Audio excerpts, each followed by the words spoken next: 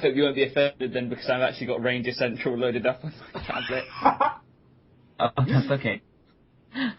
That's fine. I use them for when I want to check things a lot of time. I use them as well for most of the information in my databases, so yeah. Plagiarism. Control Z, Control V. No, just so I knew what stuff was. I didn't quite copy and paste or anything. That's what they are, say.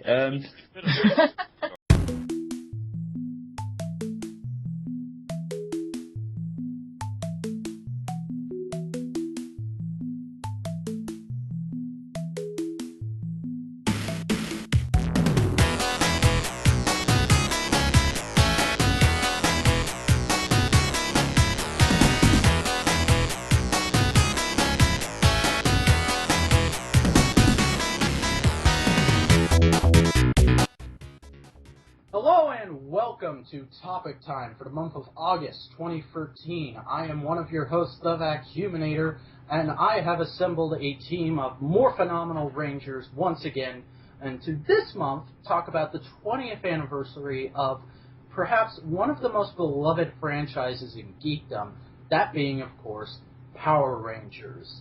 No, I'm not on drugs.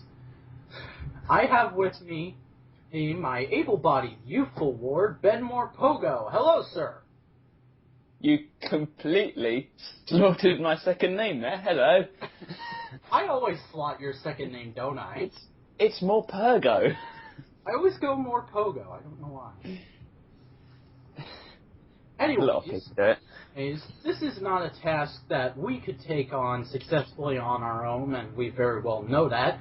So I have also assembled our I guess, pseudo 6th and 7th Ranger, even though there's only 4 of us. First up, we have the founder of MorphinLegacy.com, current runner of the podcast The Grid, and all-around Deer Zord-wielding badass. It's Cup of Water O3, a.k.a. Jay. Hello, sir. Hello, how's it going? It is going very good. And last, but most certainly not least, he's joining us from the far reaches of KO35.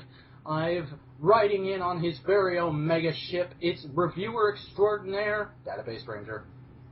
Greetings, Ranger fan. When did I get a mega ship? I just gifted it to you on Steam. We've all got one in England. We're 5 hours into the future. We've all got hover cars. Ah, awesome. I gotta hop across the pond there. Dang. Yeah, time zones are a bitch like that. So, guys, this is your first time on anything on the Vacuumina Network, so would you like to take a quick minute to introduce yourselves to the audience? Yes, I'm Database Ranger, aka Jake, or Jake, aka Database Ranger. Take your pick, whatever. And you may know me from my show on YouTube, Database Rangers Power Reviews. We've been running for about 10 months now, so 35 episodes, episode 36 coming out before the end of the month. And throughout the entire month of August, I'm also doing the Retro Power run-throughs, where I run through each and every episode of Power Rangers' long history on a season-by-season basis with tweet-sized episode summaries. So feel free to tune in. Once again, that's Database Ranger on YouTube. I love that you called it tweet-based subscriptions. That was awesome. Okay. They're actually 100 characters is how I write them. Awesome. That's something different. You don't see that a lot these days. So my name is Jay, and I am the founder of MorphinLegacy.com, like he said, and you can find me on Twitter at MorphinLegacy. I'm also on Facebook and Tumblr. I have a vast database for all 20 seasons of Power Rangers on my website. It's pretty awesome. I'm also on YouTube. That name is Cup of Water 03, which is my other Twitter handle, which is my personal Twitter.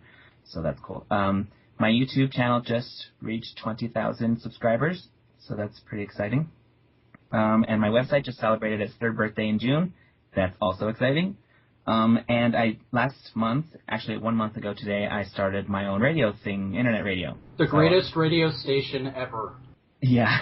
So, Morphin Legacy Radio, go to the website, morphinlegacy.com, and it's on the right-hand side. It'll tell you how to go there. And I play Sentai and Power Ranger music 24/7. And I think that's all I do, right? Oh, I have a podcast. Sorry, I forgot about that. No, That's too much to remember. We don't need to talk about them. Yeah. Oh, okay. Yes, I have a podcast as well. It's called The Grid. That's also on my YouTube channel. So you basically watch our pretty faces for however long, and then you hear our voices. So that's fun. And I do my podcast with 4 other awesome people. And we talk about Power Rangers and the current episode of Power Rangers and Sentai and all that stuff. And we are naming a new host for episode 21. So listen to that for a new edition. And that's all I do. And that's the way it goes. And no one can say they can't find you guys, because I've just found you in about 2 seconds. I found all the videos, all the websites you just named. I literally just found them all in 2 seconds. So no one has any excuse. The Google knows all, is all Yeah. we'll say. Yeah. So, guys, 20 years is a big deal, and there's no real place to start other than the beginning. So, let's do a little round-robin thing and go around and say what some of our earliest memories of Power Rangers are, and we'll kind of springboard off of there is what I was thinking. So, alphabetically, I guess we'll start with Ben. Yeah, that's right, that's Ben. Well, I remember watching Power Rangers when I was really young, and have I just dropped out the call? No, you're here. Alright, it just completely went silent. I remember watching Power Rangers when I was really young. It came out the year I was born, so I'm pretty sure I used to watch reruns. But it was Mighty Morphin, and it was always Mighty Morphin, and as I got older, I sort of forgot about it, and then I went back to it and realised that I'd missed quite a lot. So, but yeah, I used to watch it when I was really young, and not remembering half of the storylines sort of got me like, why are these people different from these people? Like when the original Red, Yellow, and Black Ranger changed, it just got me into the show because it was changing all the time, and I couldn't remember who was who.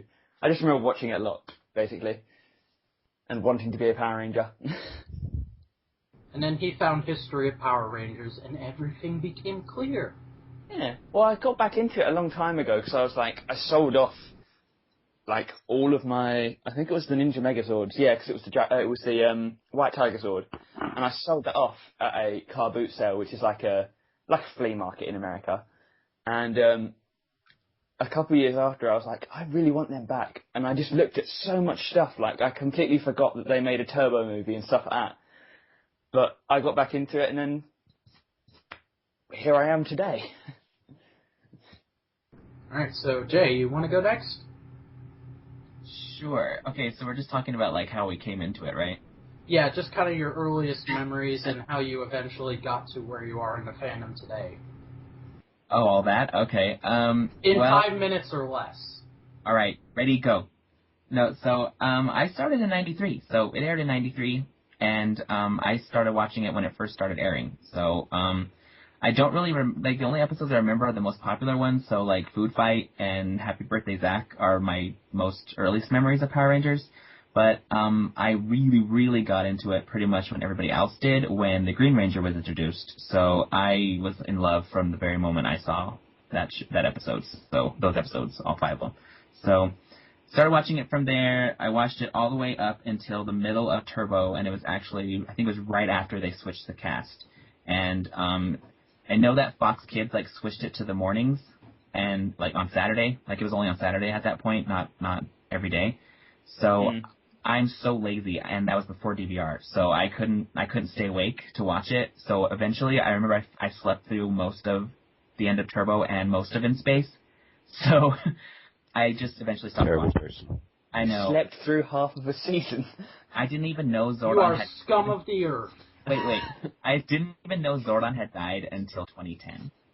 What? So... Zordon died? Spoilers. What? Dude, he was killed by that's like Snake. saying Mac is a robot. Oh, crap. So yeah, I stopped watching, but every so often I would check the toy aisles and stuff and see what the new stuff was. But I would still try to just even know what a new season was about. I didn't really keep up with it though. And so I know I'm a terrible person, but I still loved it. I still had the nostalgia feels for Mighty Morphin. But eventually, in 2010, they announced the reversioning, and I was like, sweet, I'm gonna watch that. And I bought all the toys. the new toys that came out, and I was all excited, and it started, and I wanted to kill myself, basically, because I really hated the reversioning. It was just terrible. So, but I have the reversioning to thank, because the reversioning made me want to start MorphinLegacy.com so that I could rant about how much I hated it. So, yes, thank you, reversioning, for that. So I got back into Power Rangers at that point. I basically started reporting, on Samurai and stuff like that, and I wanted to know what I had missed. So I downloaded, every episode I could, and at that point it wasn't on Netflix yet, so I was pirating all the episodes. So I watched as much as I could. I finished in space, and then I was shocked that Zordon was dead. All that stuff. I don't know, I caught up, basically. I want to find the article online on your site where it's like you're watching in space, and then all of a sudden on MorphinLegacy.com it just blows up with, "Oh my God, Zordon's dead! Why didn't anyone tell me?" And hundreds of people going, "Well, duh." And well, you know what? It was my blog wasn't known back then, and it wasn't even called Morphin Legacy at that point. So it was like my personal blog, and so my Morphin Legacy's first article was actually about Saban reacquiring Power Rangers from Disney. So that was my first article on Morphin Legacy. So I didn't actually live blog like that. I just reported stuff that was happening, which is pretty much what I do now. But except that was before I got my Twitter. Now that I have Twitter, I just talk about random stuff now. But anyways, that's how I got back into Power Rangers. I watched everything, rewatched everything, and then when it got on Netflix, I rewatched it again, and now I'm super, super 6 feet deep within the fandom. Here I am. Love it. Well, I remember back in the summer of 1993 when I was just a little boy, just having become 8 years old, when I saw this commercial. Something involving dinosaurs and giant robots, and this seemed like such a novel idea. And then I remember seeing something at the very end that involved some guys in spandex that I figured was probably, not important to the show. But there were giant robots and dinosaurs. And apparently martial arts. And I'm like, I like Ninja Turtles. I like dinosaurs. I like Transformers. This seems like something that could be worth a watch. So I checked it out, enjoyed it from the first episode, and over the course of the next year, as I slowly lost track of when they were airing Ninja Turtles, because it shifted around a lot back then, it took the place of Ninja Turtles as my favorite show, and stayed that way for a very long time. Kinda still there. Basically, I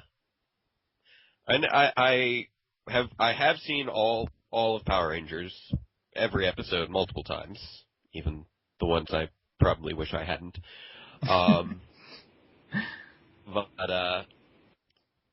Let's see. There were a few times when I started to drift, maybe missed a few episodes, and then specifically I remember season 2, after the cast changeover, I started to drift a little bit, and then I turned on the TV one day, and Rita Repulsa was back and seducing Lord Zed, and I'm like, okay, I'm never missing another episode of this show. The wedding, that was a good hook for me. When did they get it was just so unexpected. Storylines in here. This is amazing. And I also, again, started to drift during Turbo, and then Chase into Space happened, and I'm like, okay, now I need to see what happens next, and Power Rangers in Space went on to be my favorite season of all time. And as I got older, and my parents finally decided to invest in an internet connection sometime in the early 2000s, I finally discovered the online community, Ranger Board back in 2001, 2002, before it was even Ranger Board. So I was on there, and in 2001, I started up my own website called the Power Rangers Database Power Archives. The subtitle Power Archives was because somebody else also independently created a Power Rangers database, but so we decided mine would be the Power Archives and his would be the Ranger Files. But because it was through GeoCities, I needed a screen name, so I'm like, okay, I'm making the Power Rangers database. I'll call myself Database Ranger. So that was how I got my screen name, and that has been my screen name for the past, 12 years or so. I took a break after Wild Force because basically, it was becoming increasingly obvious I was spending far too much time on the show and should probably be focused on that whole getting into college thing. That's not important. What are you talking about? I know. I spent like 5.5 years there, and all I have are these 2 wall ornaments that are completely worthless. Yeah, you should really just burn them to keep yourself warm tonight. Well, they're pretty though. They're very shiny. Yeah. But you know, and then after I took a year off, I got back into things with Power Rangers Dino Thunder right back away, especially once I found out that it was going to have Tommy back, and I'm like, really? No, that's gotta be a rumor. We were talking every year, like from Lightspeed Rescue through Wild Force, how Tommy's coming back or Justin's coming back, and then Tommy was back. I'm like, what? So that was me getting back into things. And 2006, I started dating my girlfriend, Marissa, who our first date was me inviting her over to see the first episode of Power Rangers Mystic Force. The fact that she actually went along with this told me that she was a keeper. So she and I have been together for 7 years now, and one thing that I make a habit of doing, even though since the last few seasons she's requested I stop doing this, is I try not to watch a new episode without her there. Just because it's kind of a nice little thing. But, and then after Power Rangers went away for a year, and I had no idea what I was going to do with myself, and then it came back, and I fell on the floor crying, because it was awesome to hear that. I started watching Samurai, and I'm like, this is not exactly what I wanted, but okay. And I think I'm still under 5 minutes, hopefully. I have no idea. I don't care because this is an interesting story. Yeah, I was going to say it's interesting. I feel like I'm just listening to a podcast now. It's a well, podcast technically you within a are, podcast. but it is a podcast, isn't it? Yeah, I just keep forgetting that I'm actually supposed to be in it. Oh, okay. All right. But anywho, and then I went to Power Morphicon during the first year. So I'm trying to connect other major points in my Power Rangers history here. In 2007 I went to the first Power Morphicon, which was extremely convenient because I happened to be in LA that summer for an internship, actually working on a Nicktoon for Nickelodeon, if any of you guys ever watched Tak and the Power of Juju. I watched 2 episodes of it when I was a little and thought it was okay. The name rings a bell. If you ever see the one with the undead teeth, I animated the undead teeth. I think I saw an ad for it. Yeah, I was the Tooth Master for that. Anywho, so I was already in the area. I was living a few miles away from where they held the con, so that was great. And I actually won 3 awards at the cosplay competition because I went as the Time Force Megazord, Mode Blue, and Mode Red.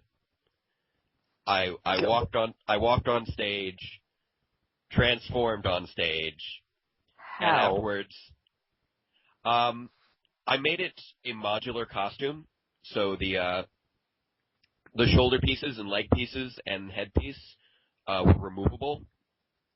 So I was going to say, did you just turn around and the back was Mode Blue? No, I took off the 2 shoulder pieces, took off the 2, stepped out of the leg pieces, put the shoulder pieces on the ground, stepped into them, put the former foot pieces onto my shoulder, took off the headpiece, hooked it onto my back, and I had the helmet on underneath, and I also shifted some things that were attached to my belt to finish off the transformation. And Austin St. John was actually on the judge panel for that. Oh, wow. And so Austin St. John actually said, "Wow, Jake, you really impressed me." And ironically, now we have no idea where he is. Yeah. True. That's true. But yeah, that was kind of one of those life highlights. Right up there with, I forgot. I guess since we're going through my whole history, because you guys are enjoying this, I forgot to double back a little bit. Before I started dating Marissa, when Mystic Force was just in development, I looked up the casting agency for Power Rangers, called them up, found out they were in Toronto, and I asked, so do you guys know if you'll be casting Power Rangers next year? And they're like, no, we're not sure yet. We haven't found that out yet. I'm like, okay. So then I see the press release for Mystic Force, and I'm like, yeah, maybe I'll give them another call. I'm like, do you know if you're doing the casting for Power Rangers? And they're like, oh yes, would you like to schedule an audition? I'm like, sure.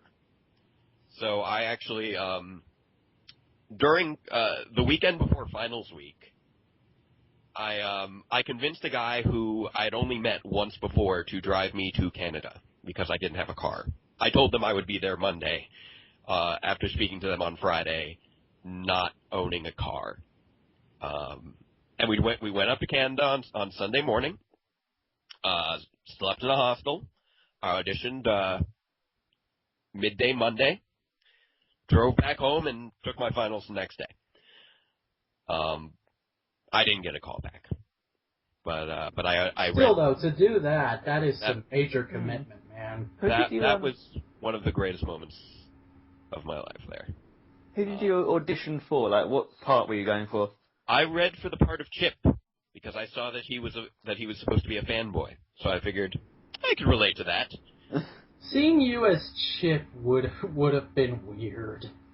Yeah, I didn't realize they were. I didn't know exactly what they were going for. Especially because I don't like Chip, but that's besides the point. Now that I've seen the season, I know that I wasn't what they were looking for in that character. I am. I don't like Chip because, well, we'll save that for later in the podcast. Database, finish your story. Oh, sure. But yeah, no, I didn't get a call back or anything, but just arriving at the casting agency, standing in the lobby, and then someone upstairs saying, "Are you here for Power Rangers?" That was just like a crystallizing moment for me. That was just amazing.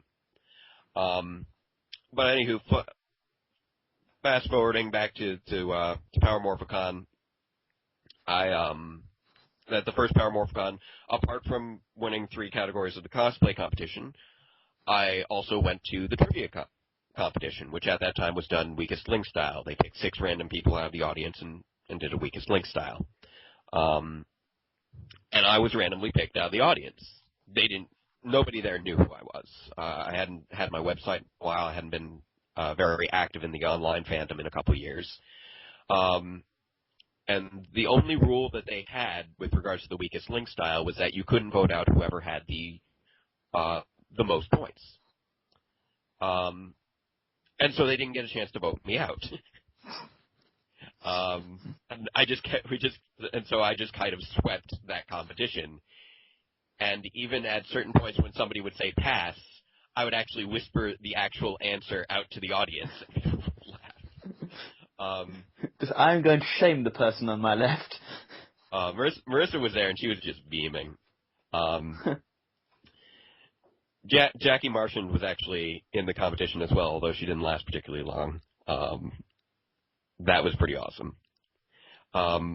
But yeah, apparently I answered some that they thought were supposed to be trick questions, but I knew the answers anyway.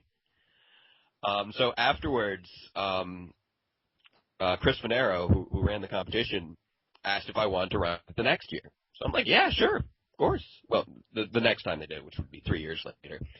So then at PMC2, I ran the trivia competition there, opened it up a lot more to more people, and it was a big success. And I went to see at PMC2 an MST, like Mystery Science Theater misting of I think it was Drakina's Revenge, and Linkara was there. And I'd seen his name on Ranger Board, didn't know who he was, but after seeing that, I'm like, okay. Apparently he's internet famous because a lot of people seem to know who he is. So I started looking up his stuff. Discovered that guy with the glasses and history of Power Rangers, and I'm like, this looks interesting. And after, looking at that stuff, I'm like, you know what? I could probably do this. I mean, I know enough. I have a background in video production through my education. I'll give it a shot. I didn't ultimately get around to it, until just last year.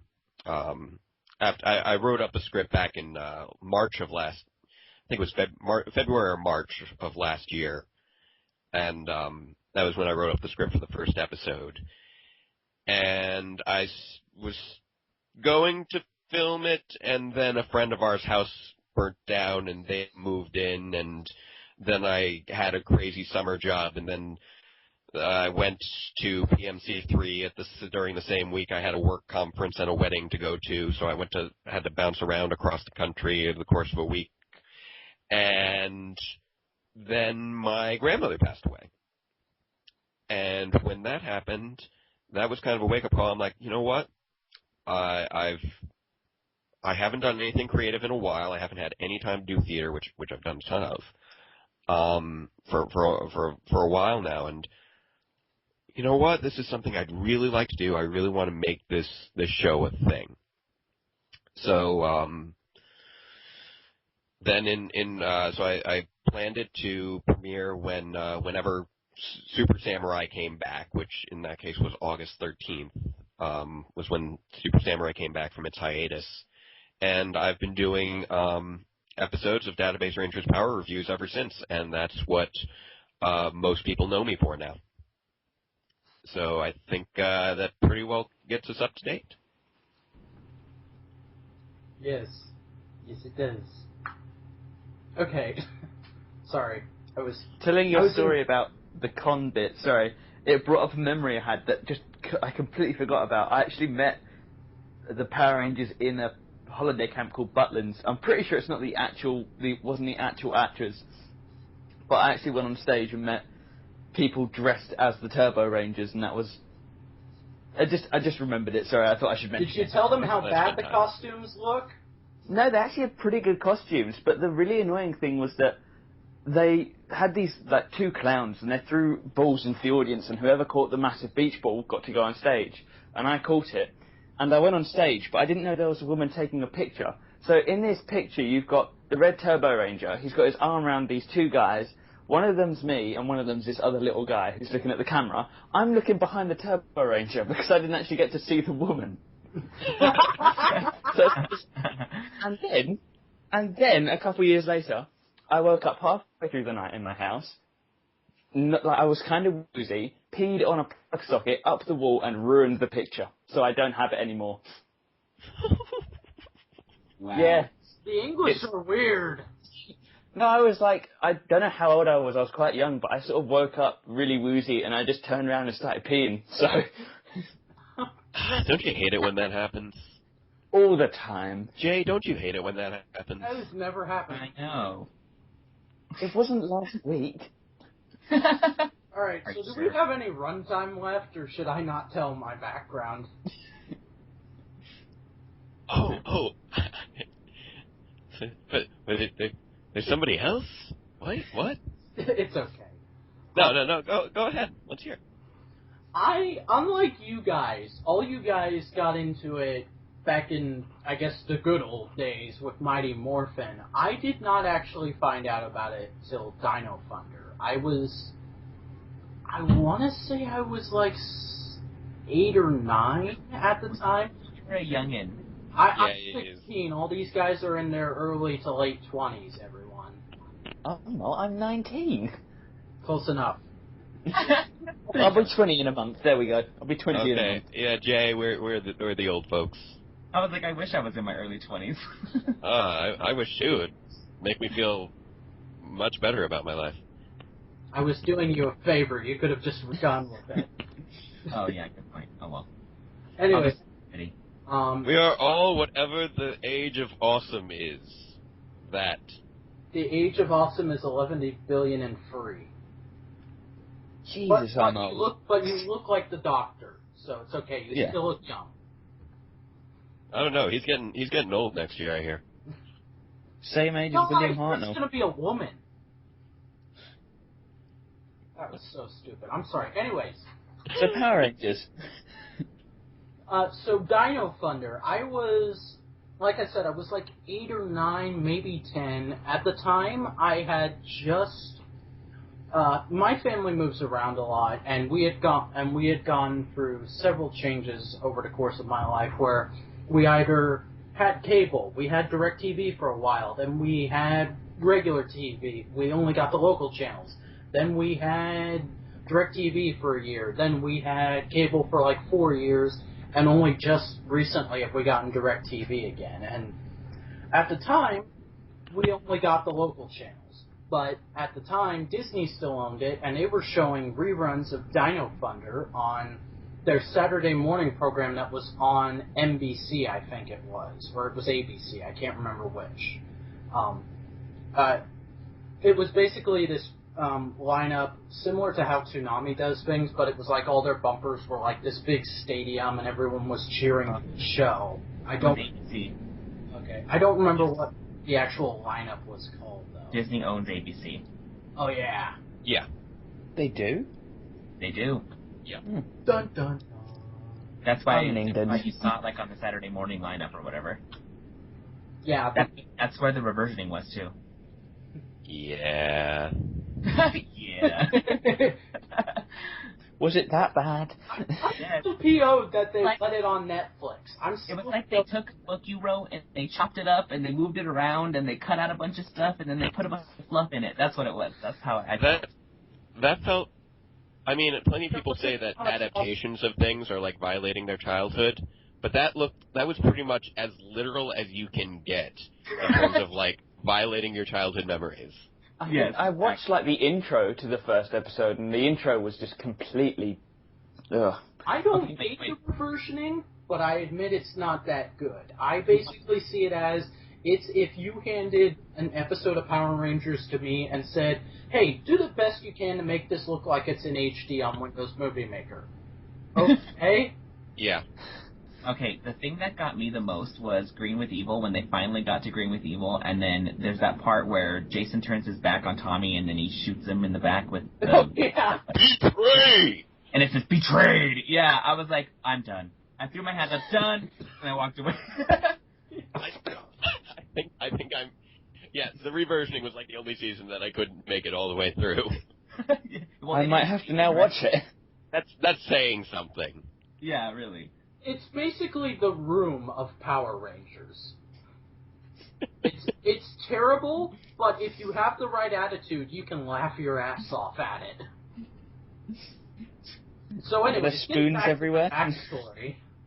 I like I said, at the time we only got the radio channels, but I saw an ad for Dino Thunder on ABC, and I don't remember what the episode is called. I've told a couple people about it before, and they've told me the episode actually wasn't that good, but it's an episode where the Red Ranger in Dino Thunder is very wary about... He's being lazy, basically, and everybody's telling him he needs to shape up and be the leader, and he's like, yeah, I don't wanna. And the announcer, narrator, or whatever you call it on an advert goes, wow, and I thought the Red Ranger was supposed to be the leader. And I don't know why, but that really made me want to watch Power Rangers. And actually, that wasn't the announcer. That was Ethan saying that in the actual episode. Oh, okay. Yeah. Oh. Well, it was just voiceover over like a shot of them posing, so I didn't know.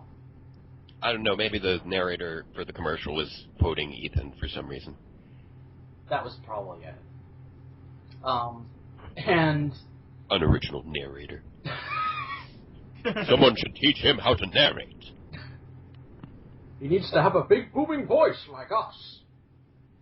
Anyways, so I didn't realize... It said, watch Power Rangers now on Jetix on Toon Disney. It didn't say that it was on ABC at the time. So I didn't realize it for quite a while, but I spent a good month and a half pestering my parents to get cable so I could watch Power Rangers on Jetix. And by the time they got it, they were done showing reruns of Dino Thunder, and SPD had just started. And as many of you know, SPD was my first season and is my favorite season. And that's what really got me started with the show. I still to this day have not seen every episode of SPD, but I saw a good majority of it that first run through, and I really, really liked it. Then I saw Mystic Force, and I thought Magic Power Rangers was the stupidest idea ever, and I didn't touch the franchise again till Jungle Fury. And I watched the first 3 episodes of Jungle Fury, thought it was alright, but again, just forgot about it. Then well, you dodged the overdrive bullet. Yeah, I won't be able to dodge it in a couple months, but that's neither here nor there.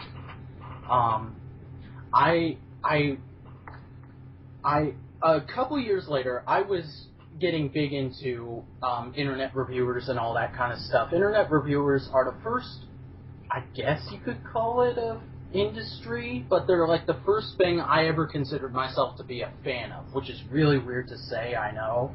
But when I first found the initial group of Transformers reviewers on YouTube, and then I found that guy with the glasses, I was glued to my computer for 12 hours of the day just watching internet reviews. And I loved it. I didn't know why. And eventually, Linkara posted his History of Power Rangers episode on Wild Force. I didn't know he had been doing it up until that point. I watched the Wild Force episode and I was like, wow, I forgot I really was interested in Power Rangers. I'm going to go back and watch every episode of this.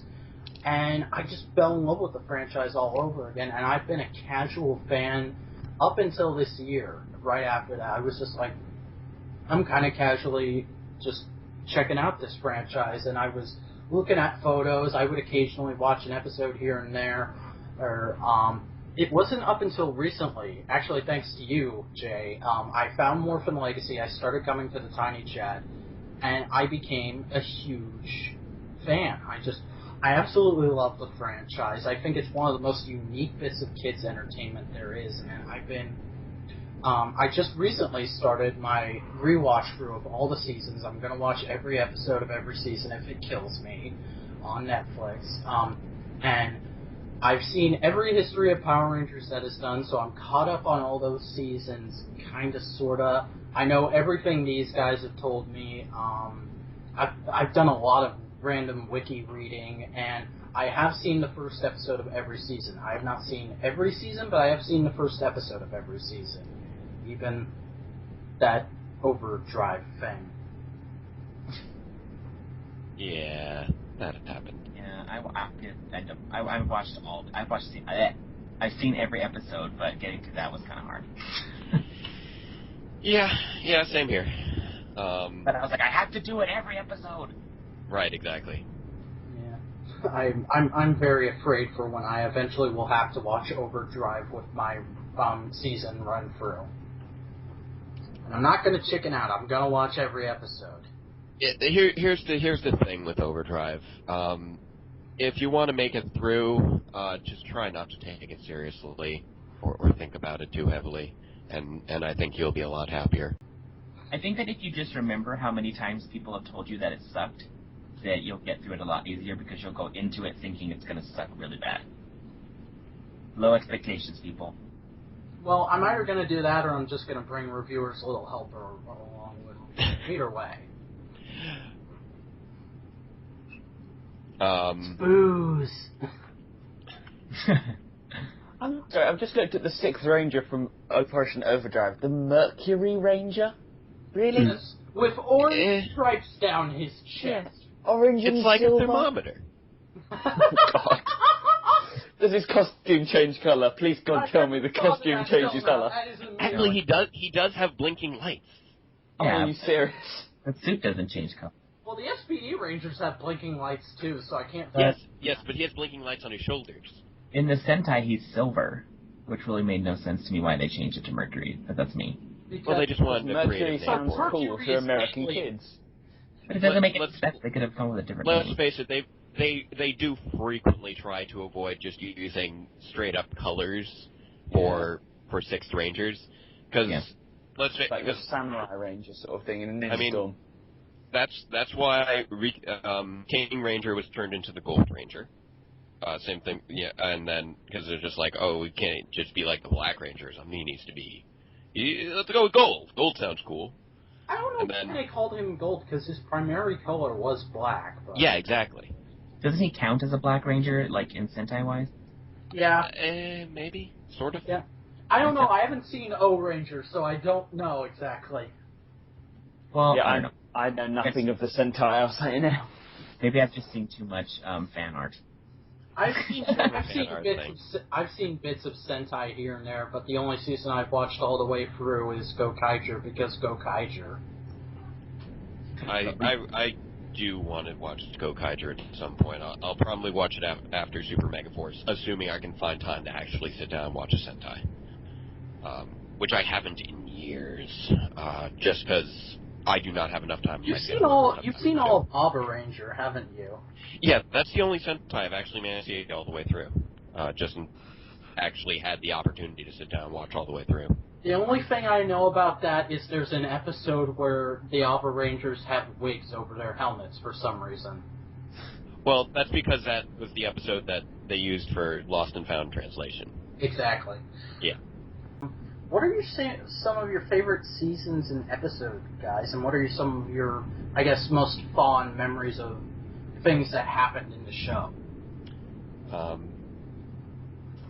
Somebody besides me want to start? Ben, you haven't talked in a while. That's because I'm trying to note down everything that I can think of. Just like my introduction was a lot worse than your guys. Well, if you ever need someone to fill space with Power Ranger talk, just let me know. Well, I of course love Mighty Morphin. It's just like childhood in a jar for me. Probably that and Zeo, because I remember Zeo in my childhood. I don't remember owning any like merchandise for Zeo, but I remember watching it, and I clearly remember watching them getting the Zeo powers. So that was like two of the best seasons in my childhood. But watching the later seasons, I don't know what it is, but I don't mind Ninja Storm. I know some people aren't fond of Ninja Storm. Is that like true in the Some fan people base? really dislike it, but It's a mixed bag. More Yeah. so I see Slightly people both. enjoying it. Mm. It's Shout out to the I Bubble think Dragon. become more popular as of late than it was back when it originally ran. And I think Mm. that's due to the People fact really that love- Ranger just blew up in Japan recently. Which is Actually, I think it might be partially because of the Kayla Shears. Yeah. I also just like the Cam story arc. It was something different, not just, oh, we found 6 Ranger powers, here you go. It's more, he has to go back and look at his family heritage and see that, oh, sort of like it's a different storyline. It's not like he gets the powers. He has to go back in time. Tries sort of to thing. do anything different. Yeah. He had a very good arc. I like his arc. And he was sort of like a backup. I can't think of the word now. Oh, what's the word? Mentor. He was like a backup mentor, but he was like the Billy kind of of the mission series. control. He was the technical advisor. But lately, I told this to Simeon lately, I've just been really into SPD. Just out of nowhere. I just really started to like it. It's a really good series. It's got a really different plot. There's so many Rangers. It really is Power Rangers if it was a police procedural, and I think that's why I like it, because I really enjoy police procedurals. Yeah. Yeah, I'm surprised because I like SPD a lot too. I'm surprised how polarized some people are on that season. I never knew people were polarized on it. Where are they? I'll hit them. I didn't like the fact Sam was just a ball of light for all of the season except the last episode. It's sort of a couple things. That was just I like Linkara's argument against that. He was like, really? You couldn't shell out an extra couple $1,000 to fly an actor out to play him? Really? You didn't even have to fly an actor out. Get a Kiwi to do it. They haven't done that before. Yeah. Oh yeah. Or even better, they could have just had him still be a kid for some reason. It's like going back in time reverse ages me. Yeah. Yeah, they can make people like Justin. Yeah. I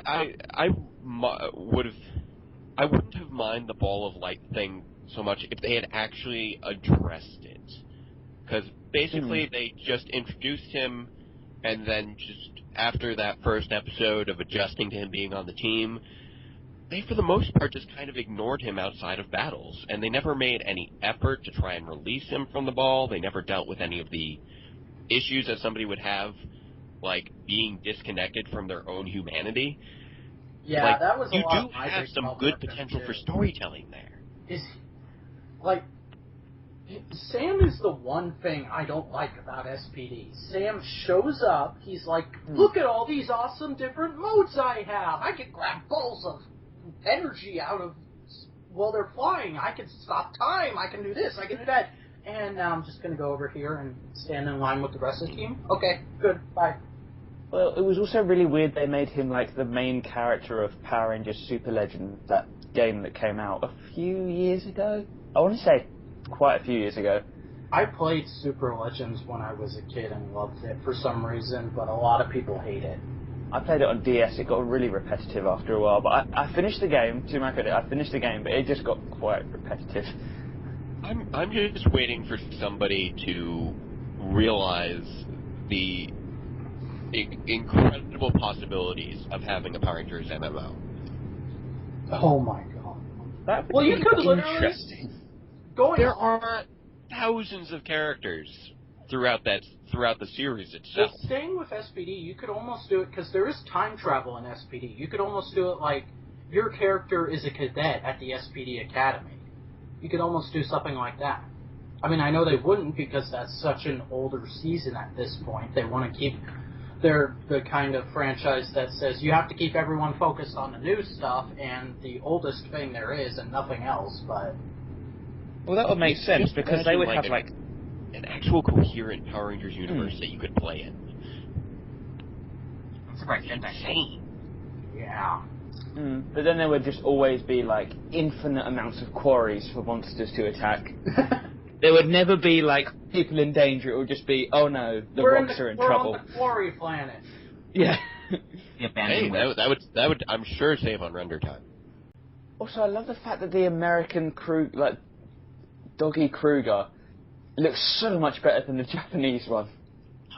Gregor Ronowitz did fantastic work. Gregor Ronowitz is the reason that SPD is good to a large extent. I like Kruger in the American version because he looks more like an alien, but at the same time I dislike him because if you watch the Sentai, and I haven't, remember this, someone actually told me Kruger gets a lot more to do in the Sentai, and I'm like, oh, that's upsetting. I like Kruger. Yeah, that's true. But the Sentai has more episodes to work with. Yeah, they do. True. And also, because their costume was a little bit more simplistic, they had more flexibility with it. Yeah, which is another thing that irritates me. Getting back to recent stuff, the 20-episode season count, and I know they stretched out to 40 by doing the super season, I guess is what we're calling it at this point. Yeah. I'd be okay. One of the things that really bothers me is I would be okay with only 20 episodes per season and a big hiatus in between. I honestly would, but what drives me insane is they're still doing so much filler in only 20 episodes. It makes the end and the beginning of the season feel all the more rushed, and I really don't like that. Yeah. I didn't get it at any point did I never really felt a feeling of things being rushed with Samurai and Super Samurai. Well, with Super Samurai, I can't speak for Samurai because I only watched like 2 episodes of it. Well, maybe at the very end, Super Samurai might have been a little rushed. I thought there was decent build-up to the end of Super Samurai. Yeah. It's Megaforce, where you get the first episode.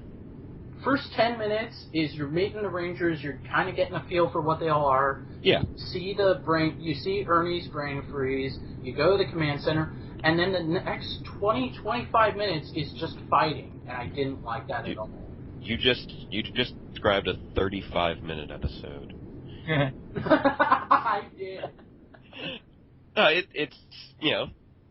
It's very similar to the first episode of Mighty Morphin. You spend 5 to 10 minutes getting to know the new Rangers, and then 5 to 10 minutes doing There's so much of Mighty Morphin that I can forgive it for that.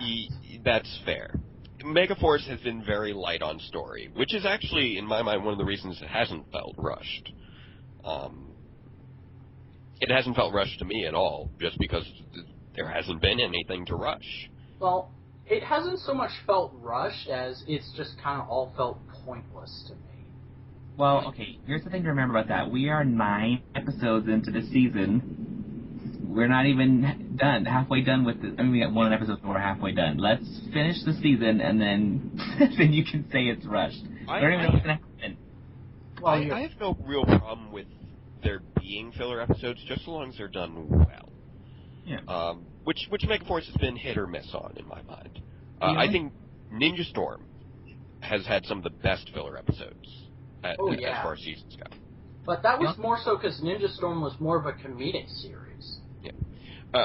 I'm sorry, Jay, you were trying to say something and I cut you off. Oh, sorry. The only thing, what I was going to say is that the only thing that you could say is rushed so far in Megaforce is the use of the Sentai footage. Like, they're blasting through Ghost Sager. Oh, yeah. Which I have no problem with. Me either. I love that because, honestly, I watched all of Ghost Sager and I didn't care for it. I haven't seen any of Ghost Sager, so I don't really mind one way or another. I've only seen the first 2 episodes, but from what I can gauge from Sentai fans, it's the most hated season. It's not like terrible, but like the only thing, it took forever for stuff to happen. Like the story arcs and the big moments took forever. Didn't the death of Creepox not happen to 36 episodes in or something? No, not that far. It was 17 or something, right? Yeah, it's something like that. Well, that's actually sooner than I would expect it to be. They've been pacing it actually pretty close to Ghost Sager, as far as I can tell, whereas the first third was the Insectoids or the War Star, and then the next third would be the Cryptids or the Mutants, and the last third will be the third group. Those guys. Those guys, the robots, whatever they are. Yeah. Because I try to avoid spoilers as best I can. Oh, sorry. No, it's fine.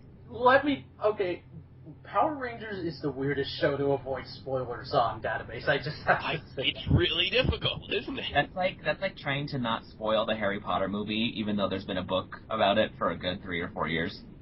They're gonna go fight a guy, and then it's gonna get big, and we're gonna summon a giant robot to fight it again. Spoilers! I met somebody yesterday who was shocked to hear that Dumbledore had died. Spoiler alert. Really?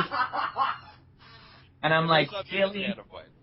The Daily Show made a joke about people. It would have been nice. It would have been nice if I didn't know that Lauren was a thing. Yeah. Would have been nice if I could have dodged that, but I didn't. Actually, Lauren? Oh my God. Oh, you haven't heard about Lauren, have you, Ben? Lauren is Jaden's sister in Samurai, and she becomes... She's the other Red Ranger. Yeah, I saw the Sentai picture of the female Red Ranger. This is and I was actually pretty funny. I had actually managed to not spoil Marissa on the existence of Lauren up until, and I kid you not, a week before she was introduced. We ran into a friend of mine who I found out also liked Power Rangers, and I was telling him about the show, and he asked what I thought they were going to be doing with Lauren.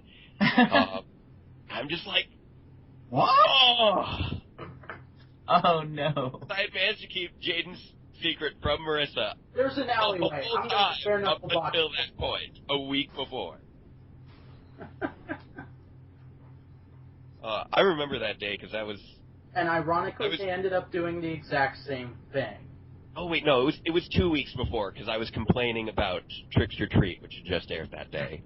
Well, they didn't do exactly the same thing. Well, I have to say that the characters are slightly different because I have to say, even though I love Lauren, I do love Lauren, but Kaoru, or however you say her name, she was much more badass than Lauren was. Kaoru. No. But she was a little more badass than Lauren was. Lauren was badass, but she was still kind of meek and still unsure of herself. But she was still badass. It was just not as good as Takeru's sister. Well, I realized the major flaw in the story arc with how they did it in Super Samurai, and I didn't really, you could kind of feel like something was missing here. Like, stuff was not adding up. And it was when I looked into things after watching it and looked up on the Sentai, I'm like, oh, Kaoru came with a mentor who kicked out Takeru. And I'm like, that makes a lot more sense. Oh, that mentor also had the double disc thing that came out of nowhere. That makes sense. I think I took it for granted because I saw Shinkenger first, so when I watched Samurai, it already made sense to me. You know what I mean? Hang on. I mean, I was able to rationalize it, but it would have made more sense with that character. Because we don't know who Lauren was living with. We don't know where she was. We don't know where she went at the end. That didn't make any sense. Where did she go? Just like, where'd you go? You moved back home, and now you're going back to your other home that we will never ever see. I'm guessing then she just replaced Jaden. For a little bit, yeah. For like 2 or 3 episodes, pretty much. Oh, right. He had to go find himself. Oh, of course. Everyone needs a story out, but they find And themselves. I'm back. Yay.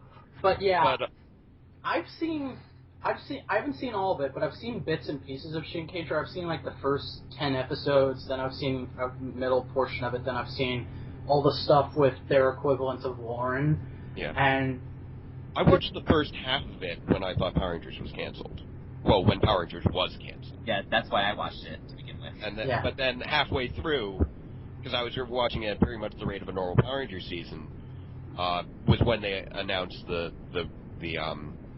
repurchasing by Saban. So I'm just like, oh, well, I'm going to stop now and wait until Samurai. yeah.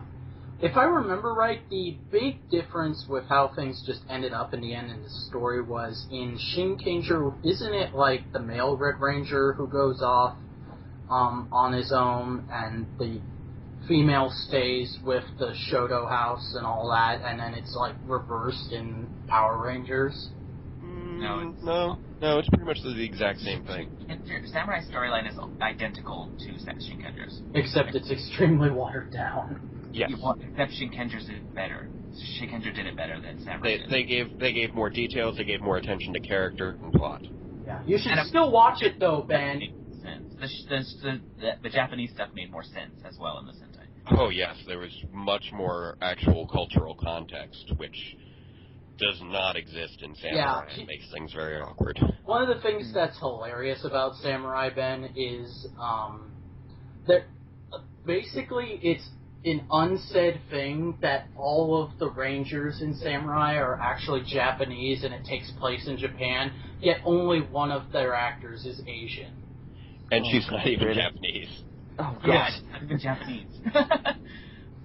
Okay, we can get into an hour-long discussion, and we have before on Tiny Chat, but I still don't understand, but it cast a Japanese person to be the Red Ranger. But I think racist. I think if I recall correctly, we somehow started with talking about everybody's favorite seasons and episodes. We did. We was talking about SPD for a bit. Yeah. And then the conversation went crazy. Yeah. Which was what I was kind of hoping to do with And then a road diverged in a yellow wood. So do you want to get back to favorite seasons? I would, if anybody else would like to. I would like to hear. I'd like to hear about Jay's favorite season. We all know what it is. Well, 3 of us know what it is. Well, my favorite seasons. Well, maybe your listeners don't know. You don't know. Ooh! Is it perchance the remade version of Mighty Morphin? It is not. Congratulations, you're a terrible person. Well, my favorite of all time season is Zeo, and I didn't own any of the toys as a kid, sadly. But Zeo is my favorite show or favorite season. But like now, I have the Super Zeo Megazord and the Red Battlezord. I have those two. But yeah, Super Zeo Megazord. Me too. Super Zeo Megazord is my favorite all-time Megazord. It's just too awesome. It's too awesome. I like it a lot better than the original Megazords that they got. Yeah. I have that one back at home. Back at my parents' home. I just like the overall look of the original Zeozords. The Super Zeozords are better because they're more consistent, whereas with the regular Zeozords, you have 2 of the Zords are literally just giant blocks for the legs. Yeah. It's just such a weird assortment of Zords. I remember even thinking that when I was a kid. It's just... Well, that's my ultimate favorite, but I really love, obviously I love Mighty Morphin because of the feel. Nostalgia goggles. I love Mighty Morphin. So snugly. Yeah. In They're space. goggle bugs. In Space is a fantastic season, and I very much recommend watching it. Represent. Yes, it's very great. It's very great. What else do I like? I really, and I know people will be weirded out when I say this, but I really liked Wild Force. And I think it's because the reason why people, again, this is another reason. People I hear would say that Wild Force really sucked and it's one of the worst seasons ever. And so I went into it with really low expectations. And I watched it and I liked it. Obviously I liked it because the mascot for my website is the deer sport from Wild Force. Wait, what? Praise be unto him! What? Yeah. What? So, I mean, I'm just saying, like, if you just watch it, it's good. It was campy, and that's what Power Rangers is. Like, that's why, like, it had so many Zords, and I love when there's a million Zords out of nowhere. Jay, I've been trying to say this at Tiny Chat for so long, but up until I started talking to you about it, I had never heard of anyone hating Wild Force. I always thought it was just one of those seasons that was just kind of there, up until you said on Tiny Chat that one night, yeah, I love Wild Force, but for some reason everyone hates it. And I was like, what? Well, all the Wild Force hate, well, let's put it this way. Turbo hate died down around Wild Force. Wild Force hate died down by the time of Overdrive. Yeah, I think that's right. And despite Samurai's best efforts, Overdrive hate still has not died down. Well, This is true. Here's the thing about that, because when Power Rangers came on Netflix, that's when I was filling in the holes of the seasons I hadn't seen yet. Yeah. And I watched them all. I watched them all eventually, like even the ones I'd seen already. But I watched them all, and because those two, Overdrive and Wild Force, were talked down, I heard people talk crap about them so much that I left them till the very last. And I left Wild Force till the second last. So I watched that, and I'm like, oh, I liked it. And I was like, I don't understand why people don't like it. And I was like, whatever. And I was like, oh, okay, well, I'll watch Overdrive now. And then I realized why everybody hates it. Yeah. The problems with Wild Force are primarily, in my opinion, the cast is kind of weak. It's not necessarily the cast so much as it is the direction of the cast, and it's something that it's very similar to what I've seen with Samurai. The performances are very. No one in that show, because I've seen everyone who's in that show and other stuff. No one in that show seems like they're a bad actor to me. They just seem like they were giving a bad performance. Yeah, that's the thing, and I've realized that, and it took me a while to really narrow it down. And I think the reports of Jonathan Zakor employing Japanese directors who don't have a good grasp of English contributed, because I've started like looking at Wild Force and listening to Wild Force and thinking, okay, if I was hearing this same sort of intonation that the actors are using, but I wasn't hearing in English and was just seeing the words and subtitles, would it seem as bad? And I realized Power did the same thing in History of Power Rangers. Yeah, and when he said that, I'm like, that's it. That is it. It's not. The performances are not proper for the English language. They were not properly directed for performing as American characters, because it's just not how Americans in media behave, and it's a similar problem with Samurai. But I mean, the story itself it's got some good story elements. I'm not definitely not going to downplay that, because it was well paced, had a very good attention to character, giving each character their own backstory with flashbacks, years before RPM ever did, which was nice. But it was heavy-handed in its messages, and the performances were not good for American audiences. Those, I think, were the chief issues. Yeah. And I saw the pilot in Forever Red and liked it. Oh, I love Forever Red. I do too. I mean, everything has problems, but I still liked it. It was still CG Titanus. It was a good time. Serpentera. God damn it! Did you just confuse Titanus with Serpentera? You're fired. I was going to try to think if there was any way that you could save yourself on that, but I'm like, no. No, there isn't. then no one will know why. It's like, one's a giant dragon that dwarfs everything, and the other is a probably to scale sized Brachiosaurus. Which they couldn't even sort of make, so they just used the toy in the show. They did for season 3, yeah. Sure too. Mm. There were several scenes in Dew Ranger where they used the toys too. I believe that. I just finished Dew Ranger, and there are several scenes where they use the toys. I don't know about Power Rangers, but technically in every Sentai they've used the toys because they actually use the actual products for the morphers. Very rarely. Really?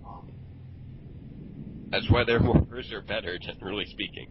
Yeah, they use the Japanese toys. Pretty much. I'm gonna get my American Mobirates, whatever it is they're gonna call it, and I'm like, it looks bigger on the show. It's called the Legendary Morpher. Oh, it is? I didn't know they had given it a name yet. Legendary Morpher and Legendary Megazord. I believe those were announced, Comic-Con. at Comic-Con, right? Yeah, that's what I thought. Photos, I didn't see a name or anything. I thought we were still calling it the Megamorph announcer. No, there was a little tag next to the things. If you want, you can call it the Megamorphinizer, and people will look at you like you just said your wallet tastes good. I'm still gonna call it the Oh, Morpher. Bill.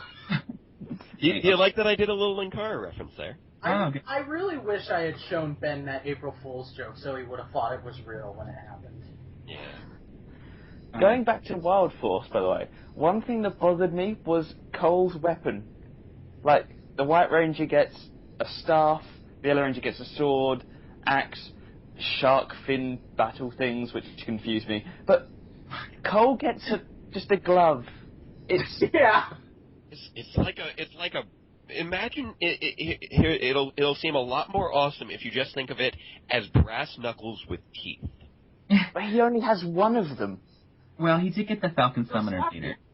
It also turned into the lion cannon too, so that mitigates it. True. Oh, okay, wait. I got a couple more seasons to say. Oh. What else? Right. Of course. SPD is very good. I agree with everybody. SPD, because it's buttery. And, what else? Oh, and I'll end it here. Jungle Fury. I love Jungle Fury. Jungle Fury is my second favorite season. I cannot get enough Jungle Fury. Wait, you're ending at Jungle Fury? Hell yeah, RPM is good too. It's just not, I love RPM, it's just not up in my favorite. Okay, no, it's fine. I'm just like... You're like, what? No, my Jungle Fury love surpasses my RPM love, unfortunately. Really? So, interesting. Yeah, No, I just didn't know that.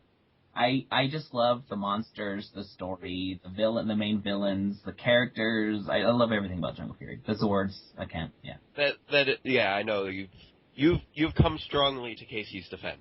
I have. I can respect. Even the I weird, think like... Oh, sorry, go ahead. I was going to say, even with the weird morphers, I haven't actually watched the series, but I know for a fact that they use sunglasses. Don't get me started.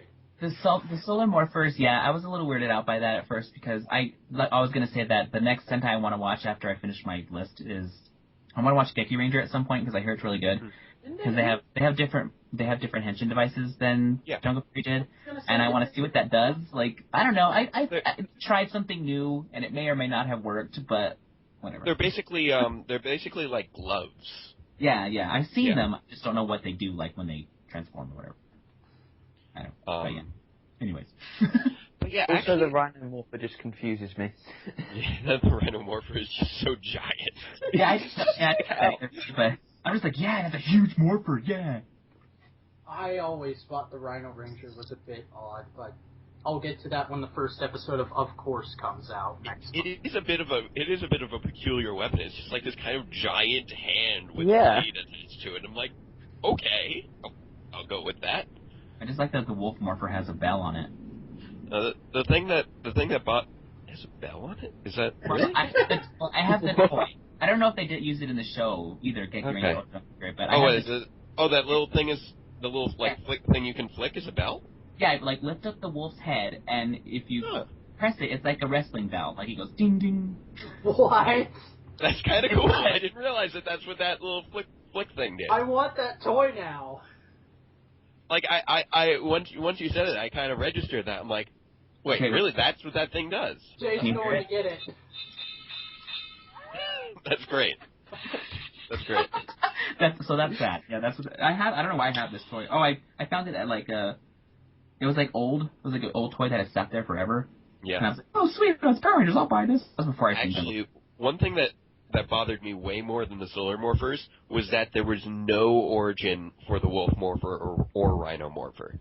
That really don't they just annoyed me. have that out of nowhere? It's like all of a sudden RJ's a ranger. He just sort of has it. That Has it just in that case. was the worst introduction Well, for you a know Ranger what? ever. Here's my headcanon. Wait, hold on one second. Didn't the Rhino Morpher come from the Rhino Nexus when they went to get the sword? No. He was already the Rhino Ranger before they went to the Rhino Nexus. Really? Yeah. Damn. That was kind of why they ended up going. But they're just like, well, he's a Ranger now. I guess he should get a sword. Well, I'm. you're that's right. not what they actually said, but that's pretty much how the plot went. You're right. Okay. Well, here's my fan theory. You guys know how in the first episode, RJ says the Morphers came from a friend of his who got him access to the morphing grid. Yeah. Well, RJ got his Morpher from his friend, and his friend was the Rhino Ranger. And that's the end of the fan canon. No. Okay, that's wrong because RJ gave Dominic the Rhino Morpher. So Dominic is not the friend he got the Morphers from. And it's less that I'm asking so much. I assume that he got the Morphers from the same guy. But my question is more so, okay, either this Morpher has been sitting around, these Morphers have just been sitting around for no apparent reason. But if they have, why? Why not give one to Fran? Why was RJ... Okay, well, she wasn't Pai Schwa, I can understand that. But why did RJ have a Morpher and not use it until one day he decides to use it? That was never addressed. It was just... I don't know, man. You know what? Now that I'm not a werewolf, I think I'll be a Power Ranger. No explanation. I forgot he was a werewolf. Oh my He was a werewolf for like 2 episodes. Here's two theories What? to get blood boiling, okay? A, he got the Morphers from Billy on Aquatar, or the Phantom Ranger. Go. I got no together for that. The Phantom Ranger. Well, aren't they the same person technically? Or at least the Phantom thinks they are. That's very arguable. That's one of like a gazillion theories. So when people I say honestly- things like, sorry, go on. I more often than not stick with the fan theory of Billy is the Phantom Ranger. It's Although more- it makes no sense why him and Database, the Pink Ranger you like, Oh, what, Cassie? yeah, him and Cassie had a thing, didn't they? I don't Yeah, understand Phantom Ranger that. and Cassie had a thing. It doesn't explain it at all because Billy never met her before. Oh wait, Well, get ready for me to freak your freak, okay? The Phantom Ranger is in fact Gosei, and that's why he brought Cassie back for the Legend War. Okay. Jay, although I don't believe it at all, I do like your explanation right there. That's acceptable. Somewhere Haim Saban is going, brilliant! Yes, I know. Brilliant idea.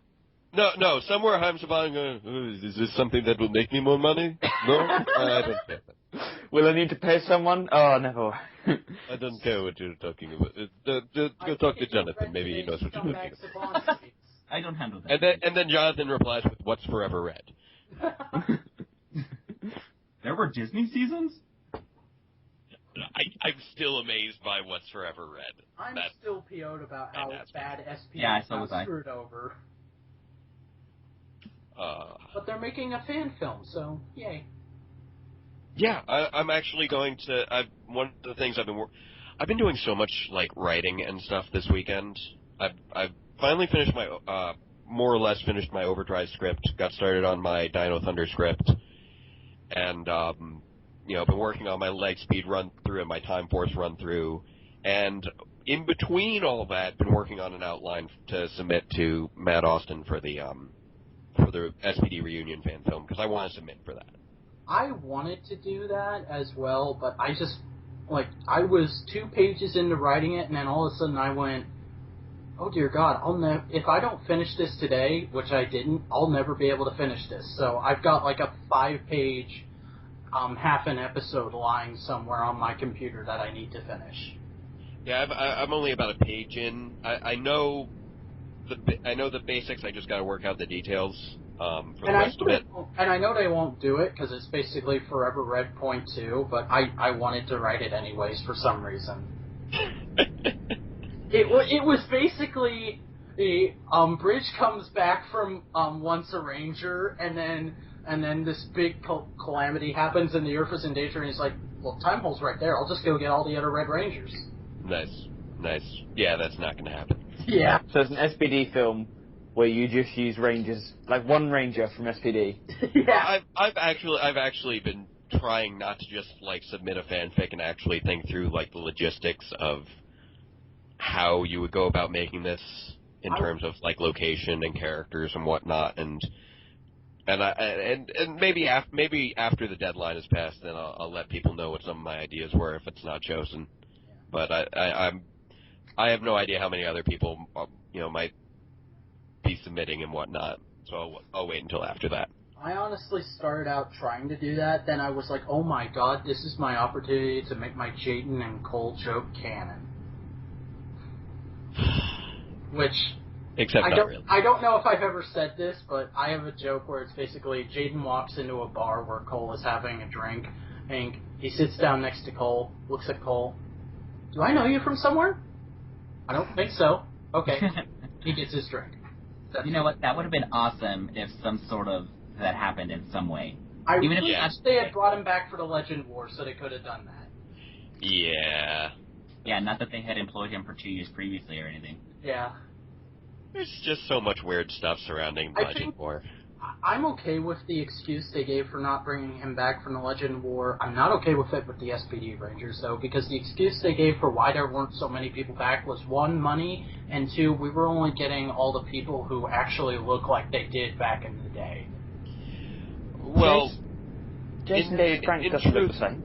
In truth, though, one thing that I can look at and be like, oh, okay. Most of the SPD, most of the Disney casts were not from America. I'm putting that out, putting that out there.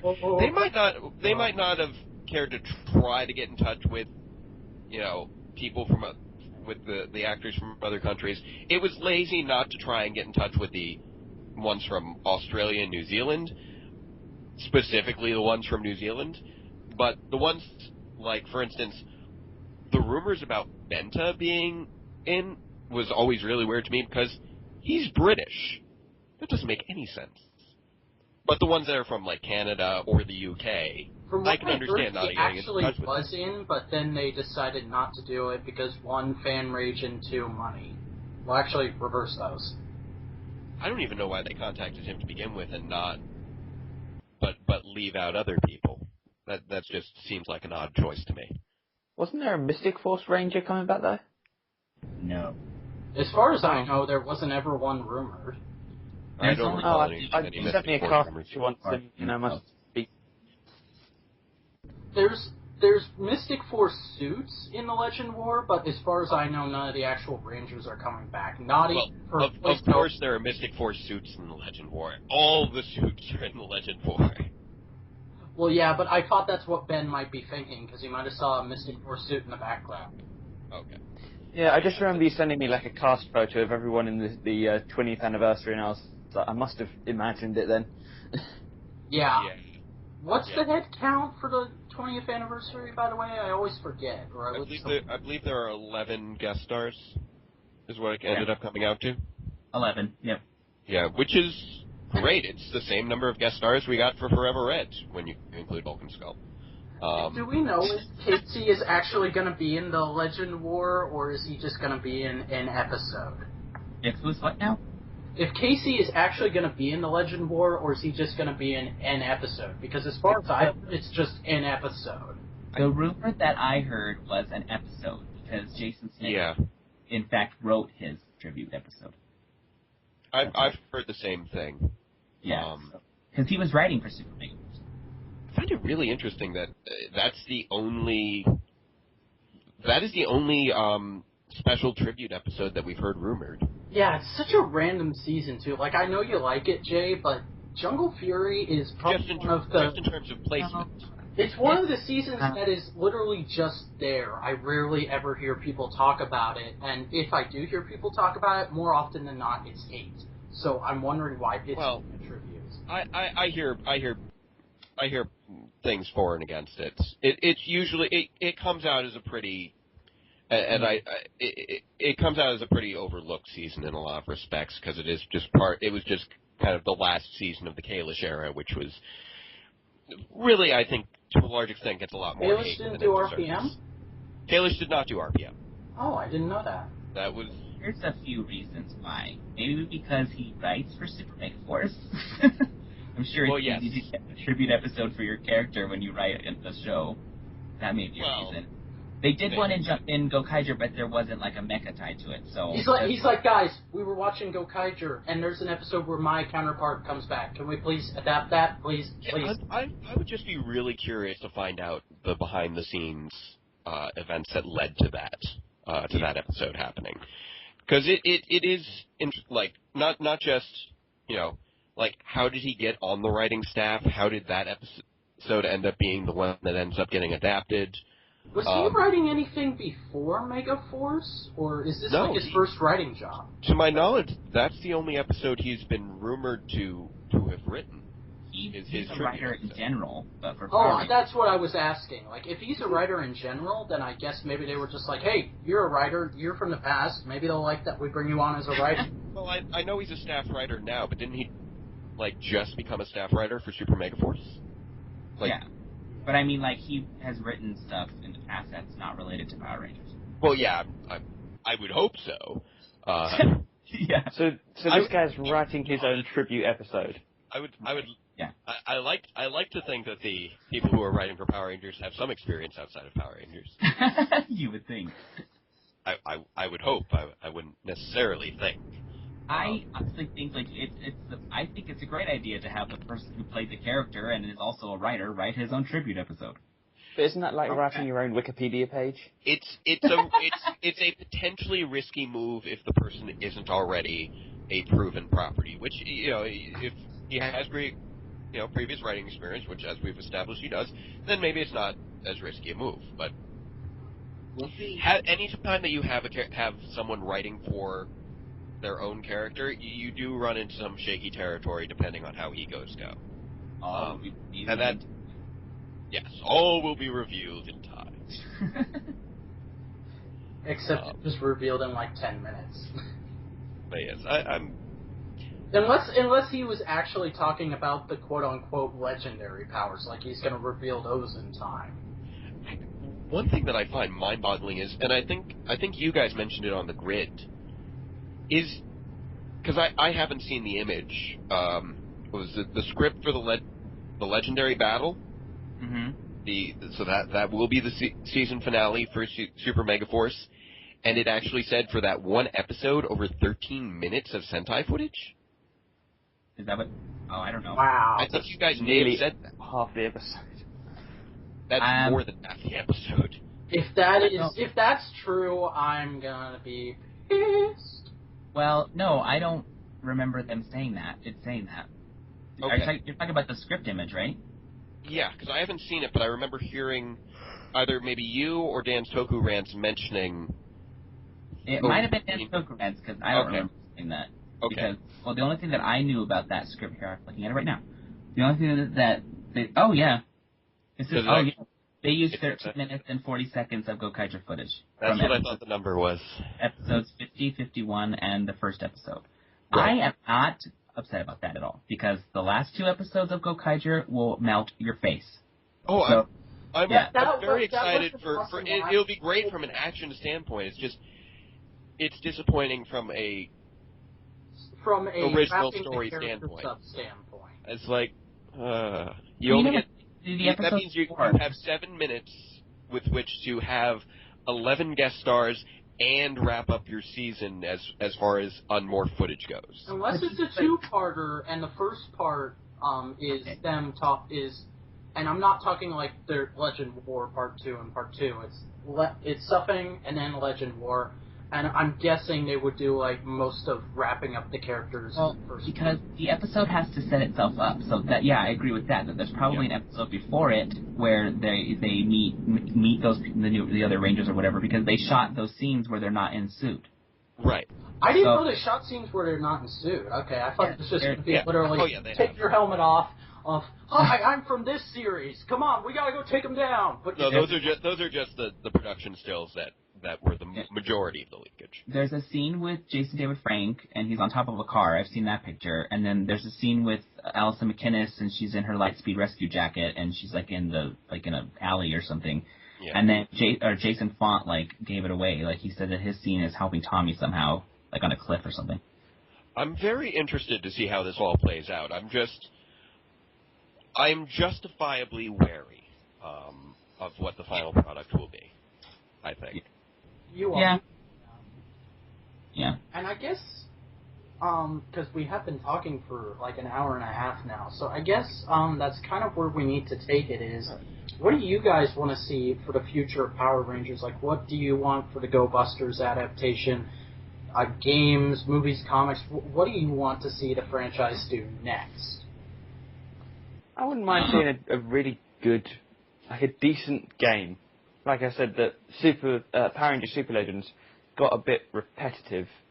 There is an anniversary fighting game that was made for Gokaiger that is rumored to be, we're going to get an American version. That would be interesting. That would look awesome. That would be very interesting. Yeah. I probably won't play it because I don't have any modern game systems, but that would still be very interesting. I have a PC and a Wii. I have my laptop, which can barely run Minecraft. I have a PlayStation 2, a Nintendo DS, and a Wii. It would probably be for the Wii, considering it was for the Wii in Japan. But mostly we've moved on to Wii U already, though, so I don't know. Yeah. Well, if it was for the Wii in Japan, then maybe I might pick that up if they port it over. Are we still talking about things? Yes. Yeah. What do you want in the future, Jay? Here's the thing.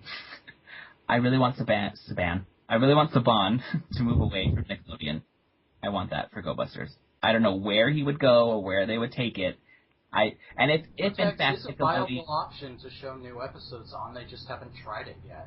Yeah. If Nickelodeon is in fact responsible for the 2-year thing and the 20-episode thing and the no promotion thing and all that crap, then yes, please, for the love of God, for Power Rangers Special Ops, that's what I'm calling it, please, please move away from Nickelodeon, because me and a lot of my friends have said there's no way in hell that they can stretch out Go Busters plot for 2 years, because it's just, let's not even try. I hate Cartoon Network, but I gotta admit, at this point, with how bad promotion is, even Cartoon Network would do a better job with Power Rangers. Oh, because they did such a great job with Young Justice.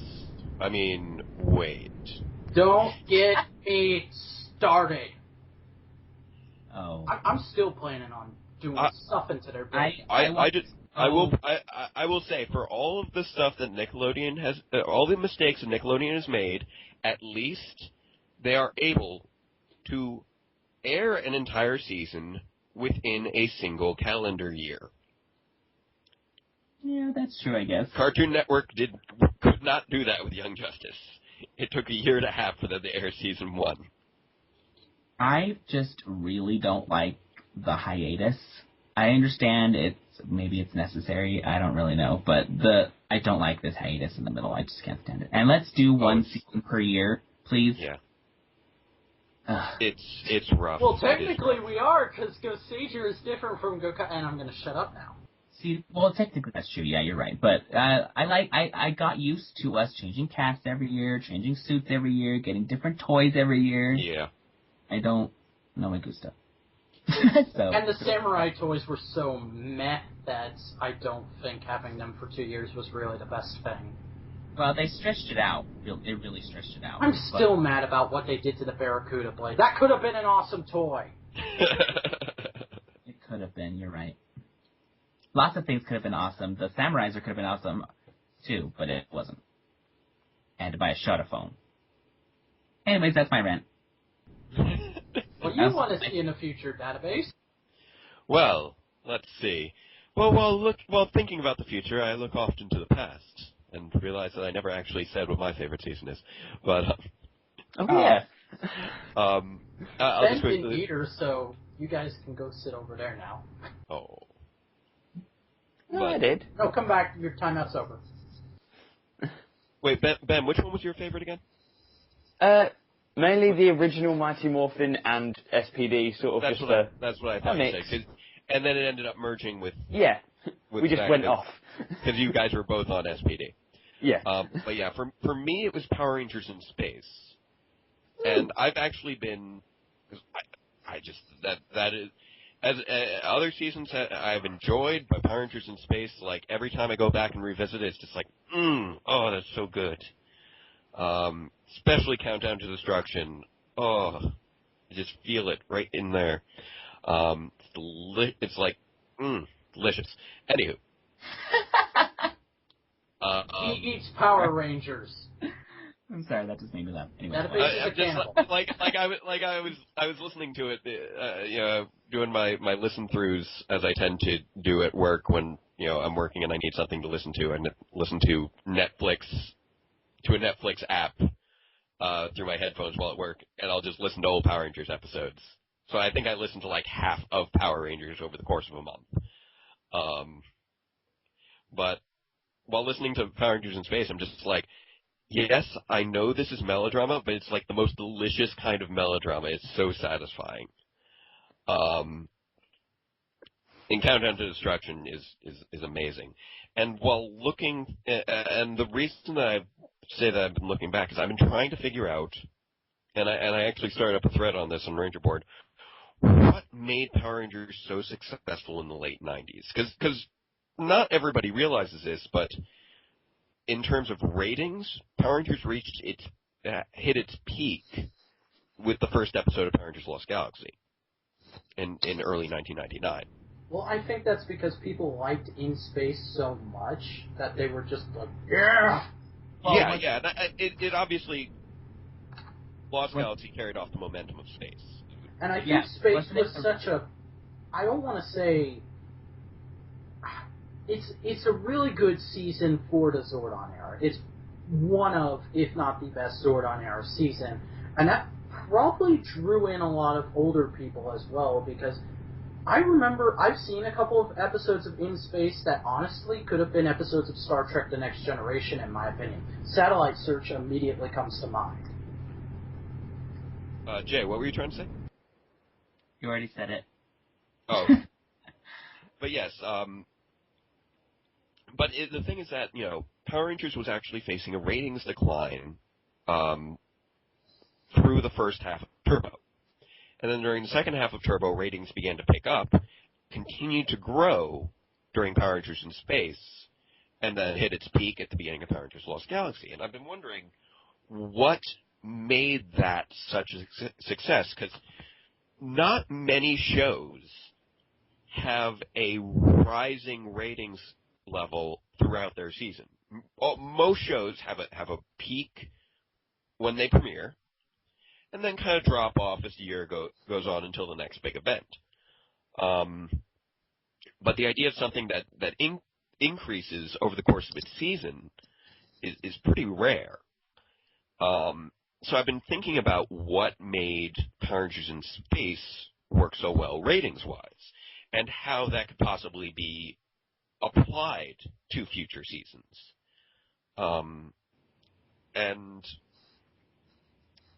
There are a few things that I think that they could attempt to do with the Go Buster adaptation and future adaptations that I think could lead to similar effects taking place. Well, if you want to go ahead and throw them out, I mean, we still have time. Oh yeah, sure. Well, first off, I think that their writing staff seriously needs some new blood. Hopefully Jason Smith will inject some good stuff in there. I have no idea. But to my knowledge, he's the only fresh unknown quantity in their current bullpen. So if he does good work, maybe he might be a diamond in the rough, and And that's what I'm really holding out for right now is another, like, diamond in the rough rider, another Judd Lynn who will really push the boundaries of the franchise. But one of the things about Power Rangers in Space is they used Power Rangers Turbo as a proving ground. That's what I think Judd Lynn did, was he was very experimental with the second half of Turbo. I'm not a fan of the second half of Turbo personally, but it does act as a very accessible launching point to a large extent because, it's a new set of Rangers, no heavy references to continuity. Anyone could have jumped in any point during the latter half of Turbo. And it ended on a cliffhanger, which really did a good job of advertising the next season. You get in a bunch of new viewers, and you make them excited for what the next season will bring. So that's a good way to do things, and this is something that I'm hoping that they will be doing with Megaforce right now. You have this 20th season that that's a big thing for people to be tuning into. We're right now doing a lot of standalone episodes, which are really just accessible. And I hope that they use that to create a hook at the end of Megaforce to really make people want to really tune in for Super Megaforce. So what you're saying is at the end of Megaforce, you want them to get in the Gokai Galleon and go off into space to become pirates. More or less, maybe not that specifically, but some sort of hook, some sort of cliffhanger, something that will make you anticipate the following year. And so they did a very good job of just kind of leaving this open-ended thing to bring people in and give them a hook. And the thing that Power Rangers in Space really carried through on, because I feel like it really delivered on that hook, was it gave you very good reasons to continue watching. And it was actually, in my opinion, almost perfectly formatted to create a habit of watching Power Rangers. And this is something I never see anyone else talk about except me. And even I don't actually talk about it that much, I just think about it a lot, because this is the way my mind works. If you look at the way a good chunk of Power Rangers in Space was formatted, was almost ideal for the weekday time slots that it had. Because it had 4 different, 4 to 6 part sagas, basically. It had very defined arcs that had a pretty clear beginning, middle, and end. We meet Darkonda. We get to know more about him. We realize why he's such a threat, and then we destroy him. We meet Zane. We get to know him. We see the problem he's facing with his powers. He overcomes that, and then he meets his destiny to help the KO-35 rebels. We learn that Astronema is Andros' sister. And then she has the debate. We have the big, she joins the other side, and then we have the big 2-part of her being brought back onto the villain side. And then we have introducing the Psycho Rangers, battling the Psycho Rangers, ultimately culminating in a big battle. So each one of these is perfectly lined out to be shown over the course of a week.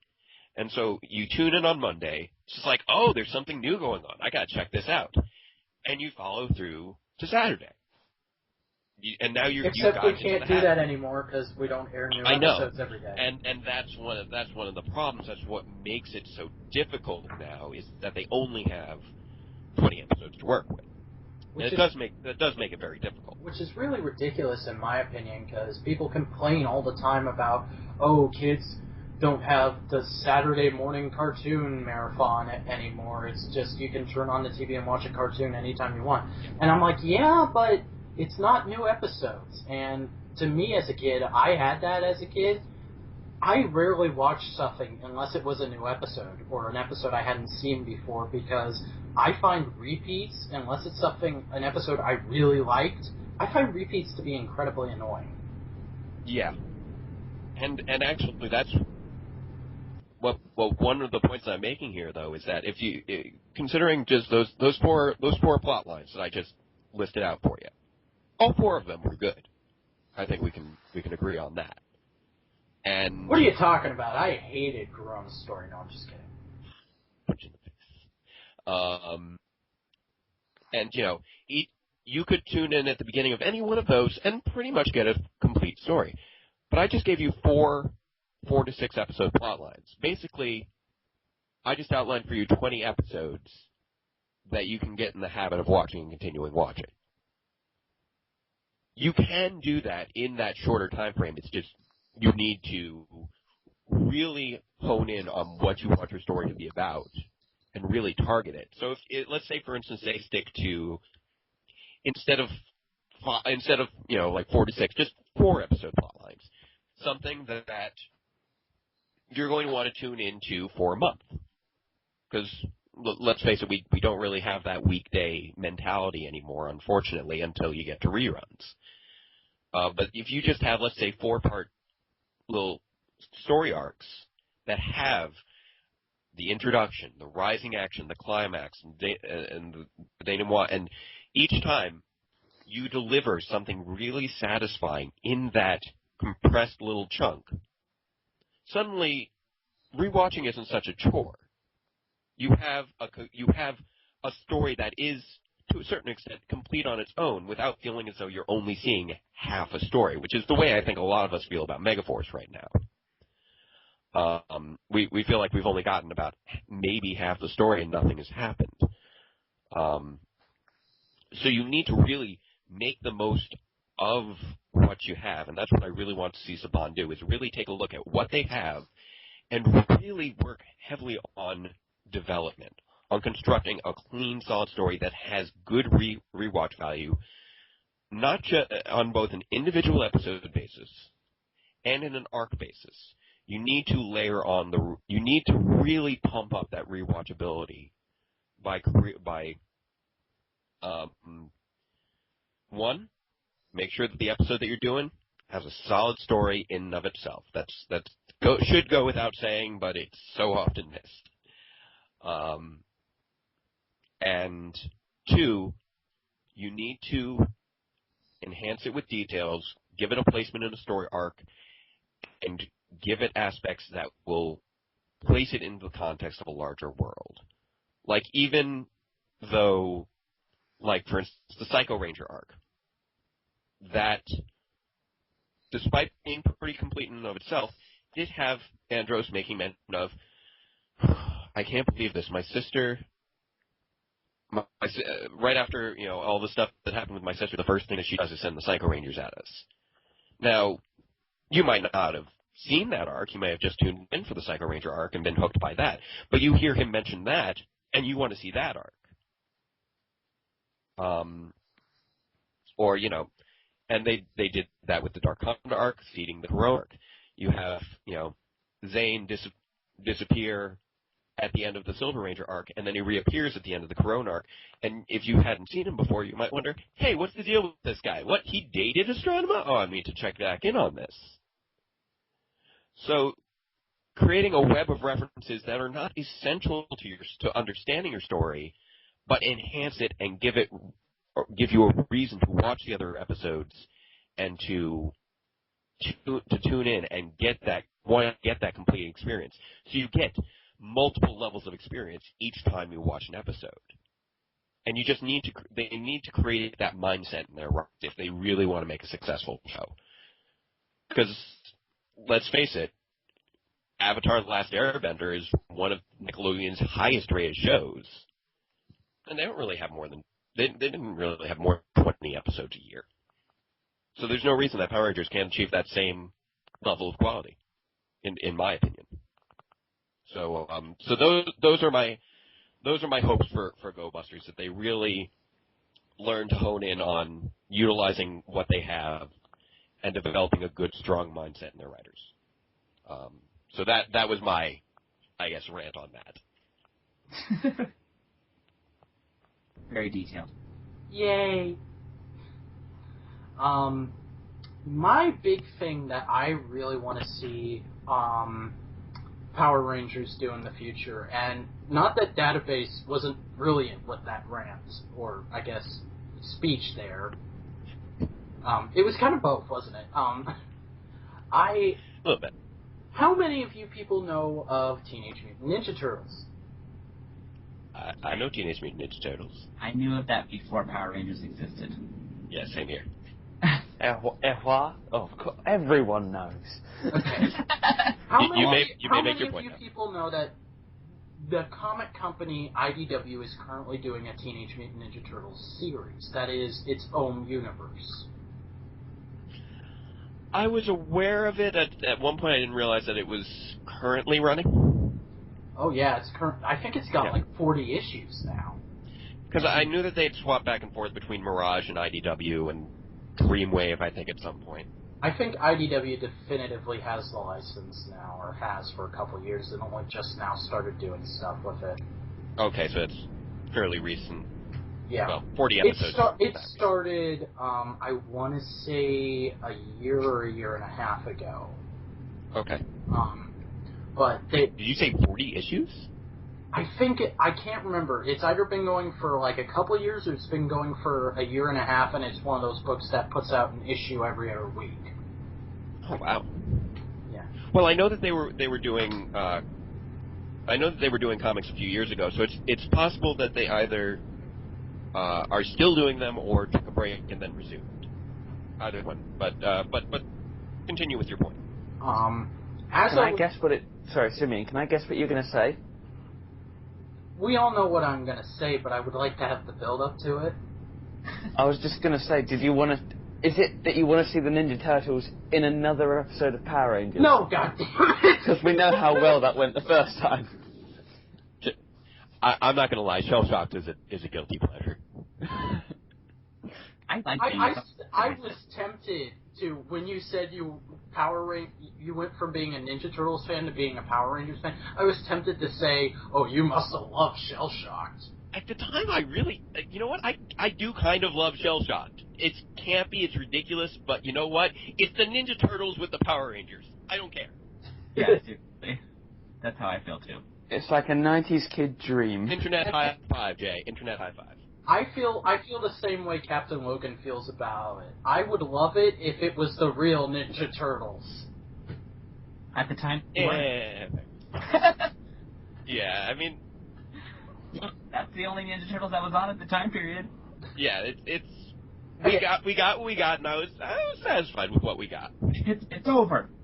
Let's leave It's it over, at that. man. But I believe you, sir, were trying to make a point. Yeah.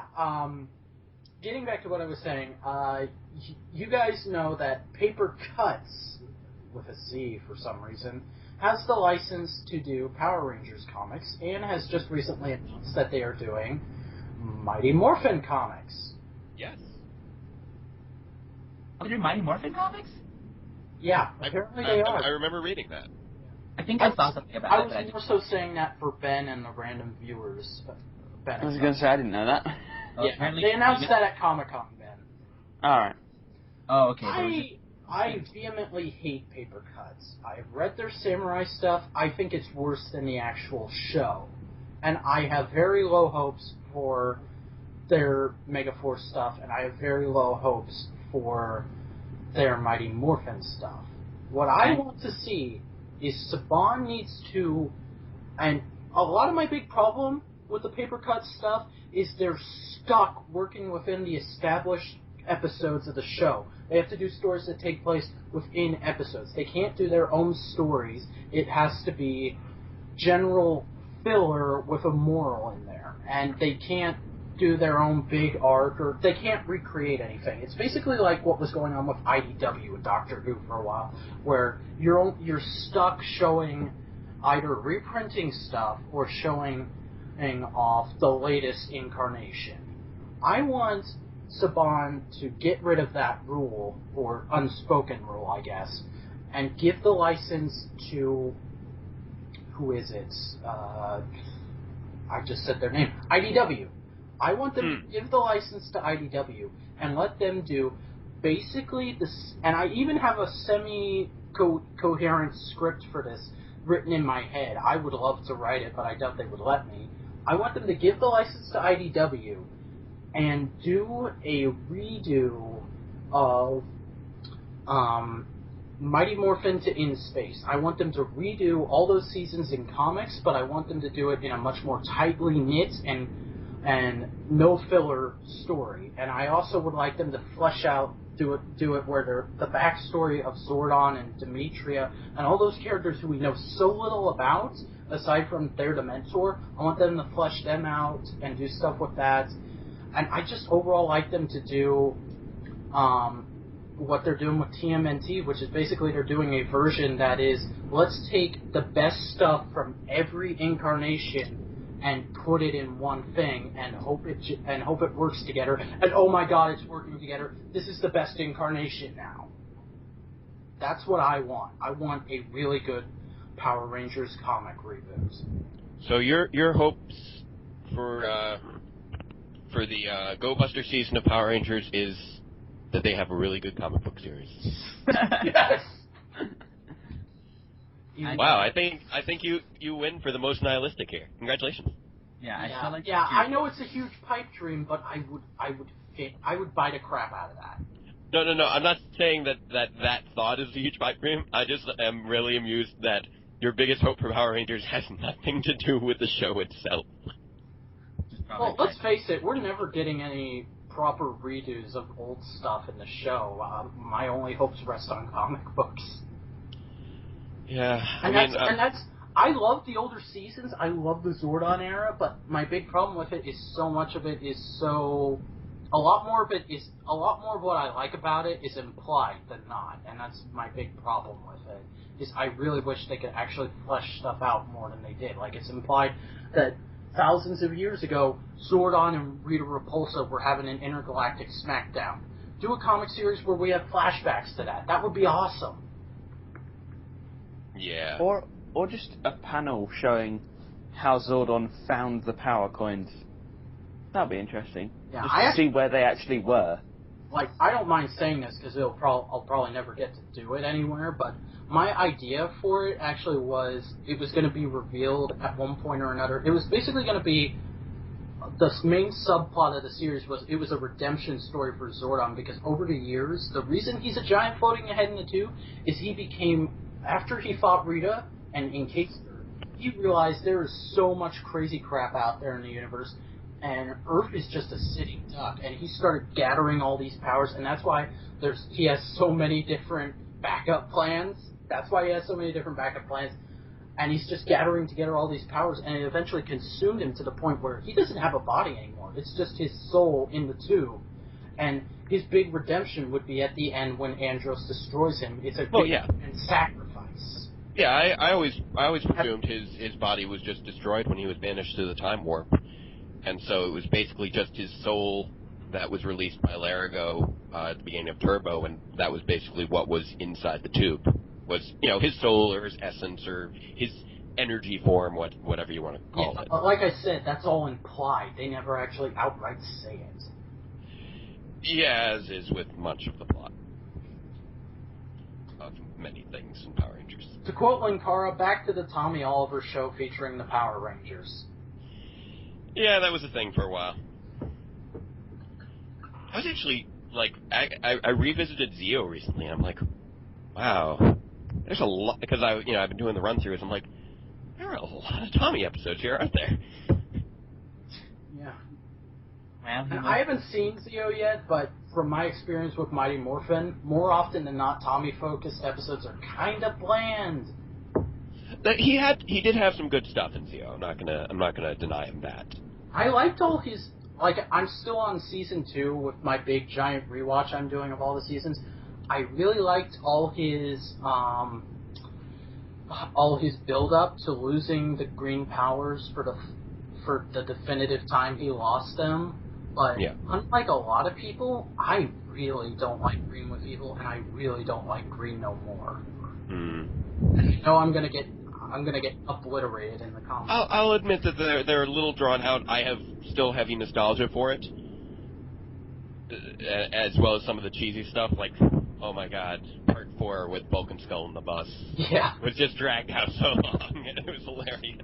It'll probably be up by the time this is edited and posted on the network's channel. But I actually just today, and it won't be public till tomorrow, but I posted a review for Mighty Morphin Season 2, and I didn't realize how mad I sounded until I was editing.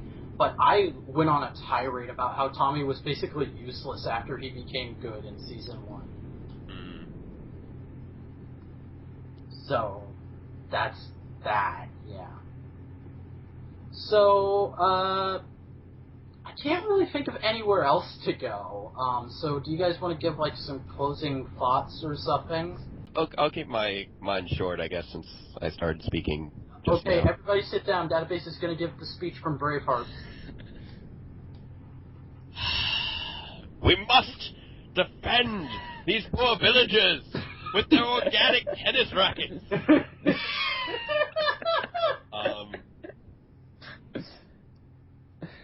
Good day to die, boys. I've never seen Braveheart. Nor have I. Neither have I. That wasn't a Braveheart reference. That was an RPM reference. Oh my god. That's even worse that you didn't know it then. No, I've seen that episode of RPM. I just didn't realize it till he pointed it out that it was a... Yeah, the organic tennis rackets. And, yeah. Ranger Blue is honestly... That's up there as one of my favorite episodes of RPM. And Lynn is a badass just for going, I'm Scottish. That is an episode that I felt really gets to the core of Power Rangers really well. Especially that moment at the end with his dad. Anywho. My final thoughts are, it's been quite a ride. There have been a lot of ups and downs. I hope that the writers will rediscover some of what the show once had during the course of this 20th season celebration, and that by the time that the legendary battle hits, it'll truly be legendary, and Power Rangers that these guys will find their voices and help restore Power Rangers to its previous glory. And perhaps the ad saying Power Rangers is back will actually be true. Yeah, that's I want Power Rangers to be on par with what I know it has been and can be again. Good point. And beyond that, just tune in to Database Rangers Power Reviews and see the rest of my Power Run. Shameless plug! Shame, what's that? Alright. Next. Let's go with the one who's whispering. Okay, I'll go next then. I agree with everything Database just said, especially the part about the bringing Power Rangers back to its former glory. I agree about that. I had those hopes when Saban reacquired Samurai, but it hasn't quite gone there yet. But I feel with Megaforce's end and the anniversary's end, I think we can do that, and they have a very good opportunity to do that with Go Busters adaptation. So, especially with Kyoruger's adaptation, I feel like that's going to be a good season, and they can really do something with this, and I hope that they do. Anyways, that's what I want from the franchise. But honestly, I said this to somebody earlier today, and I still believe it. There are certain things that I love that even if it's complete and utter crap, I will still watch it. So, yeah. I just hope it'll be better, even though I'll still watch it anyways. And that's mine. But, and follow me everywhere. Twitter, Tumblr, Facebook. On the street. We do plugs after closing remarks, but since you're guests, I'm letting it go. Follow you anywhere, so if someone were to follow you home, you wouldn't really mind. He knows where I live. Well, There's probably somebody out there who could find out very easily. Well, speaking from experience, Jay loves it when you follow him home. Oh, God. Database didn't get these many interruptions. Well, that's because we all love Database. Ooh, this is the last time I appear on your show. Well, I won't be needing you again because the next episode is about transport. It's because my voice is very dominating and soothing, and you just lulls you into a false sense of security where you just want to listen to me talk and talk. You know what? I'm just gonna say Google Morphin Legacy. Bye. No, Jay. Really, I do appreciate all the work you do for the fandom. You do good work. Oh yeah. Also, I'm repping Power Force up in here. Yeah, he's the one Power Force rep here. So kudos. Woo! That's as much excitement as I got for that. So So what hopes do we have left? Anyone else have any hope? I have no hope left. I've sufficiently crushed all the hope. I'm sorry. I have Okay. hope. So we've expressed and subsequently crushed all hope then? Okay. Oh, Ben, do you I have- say anything? Yeah, sure. I thought I was a big fan of Power Rangers until we started this, and then I realised I'm more of I'll watch a few episodes. I'm a casual fan. I know that's a horrible thing to say. No, there's nothing wrong with being a casual fan at all. Yeah. I know, but I just feel like if you cut me out of this episode, you wouldn't really miss anything. But Aw. I am sorry for talking over you so much. And I'm That's all right. sorry for... No, I thought I knew a lot, but I've actually learned quite a lot, and I feel like now I just feel like I should go back and watch things I didn't watch. Like I said, I don't know if I said it before we started recording or after we did, but my knowledge goes up to about SPD, and it sort of cuts off because I remember watching one episode of Mystic Force and going, meh, a couple years ago, but Right. now I feel like going back and just watching everything I've missed, sort of thing. Right. Which is what I'm doing. And you know what? Yeah. We could do that together, and that could be a whole new show, and I'm just... Especially with the strange, obscure Mighty Morphin tie-in to Mystic Force. Yeah, that thing. Yeah, exactly. Don't even get Oh, me that thing. started on how lazy that was. Oh, now I'm going to have to watch it. I appreciate the sentiment behind it. I Yeah. do appreciate the sentiment behind it. It was not handled with the best of tact, but with the best of intentions. Right. And I was totally... Oh, I know what you're talking about now, yeah. But My mind just completely went.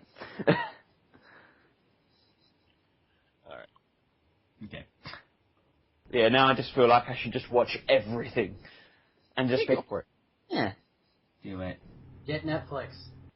I've got Netflix. Then Do you it have all no... on your instinct. I have no excuse, no. Do it. I'll annoy you every time you come on Skype till you do it. And honestly, That's a good way of doing there's probably far more wrong with, like, me being the kind of fan I am than you being a casual. There are times where I'm literally watching Power Reviews and I'm like, I'm not sure if DB is okay. He's a little overanalyzing this. Well, that's also part of the running gag of the show. When you took when you took Prince Takes Night apart so heavily, I was like, oh my god! I just thought it was a subpar episode. What's going on here? I didn't even realize how many problems it had until I started talking about it, and then I'm just like, oh wait, this doesn't make, now that I've said this doesn't make any sense. And then I move on to something, I'm like, this doesn't make any sense. What? This is making less sense. I thought it was just okay. And You sound so I completely made that, crushed there, I sorry. made that part of the episode then, that my character didn't realize all the problems until he finished talking about it. He's just like, wow, this was a really flawed episode.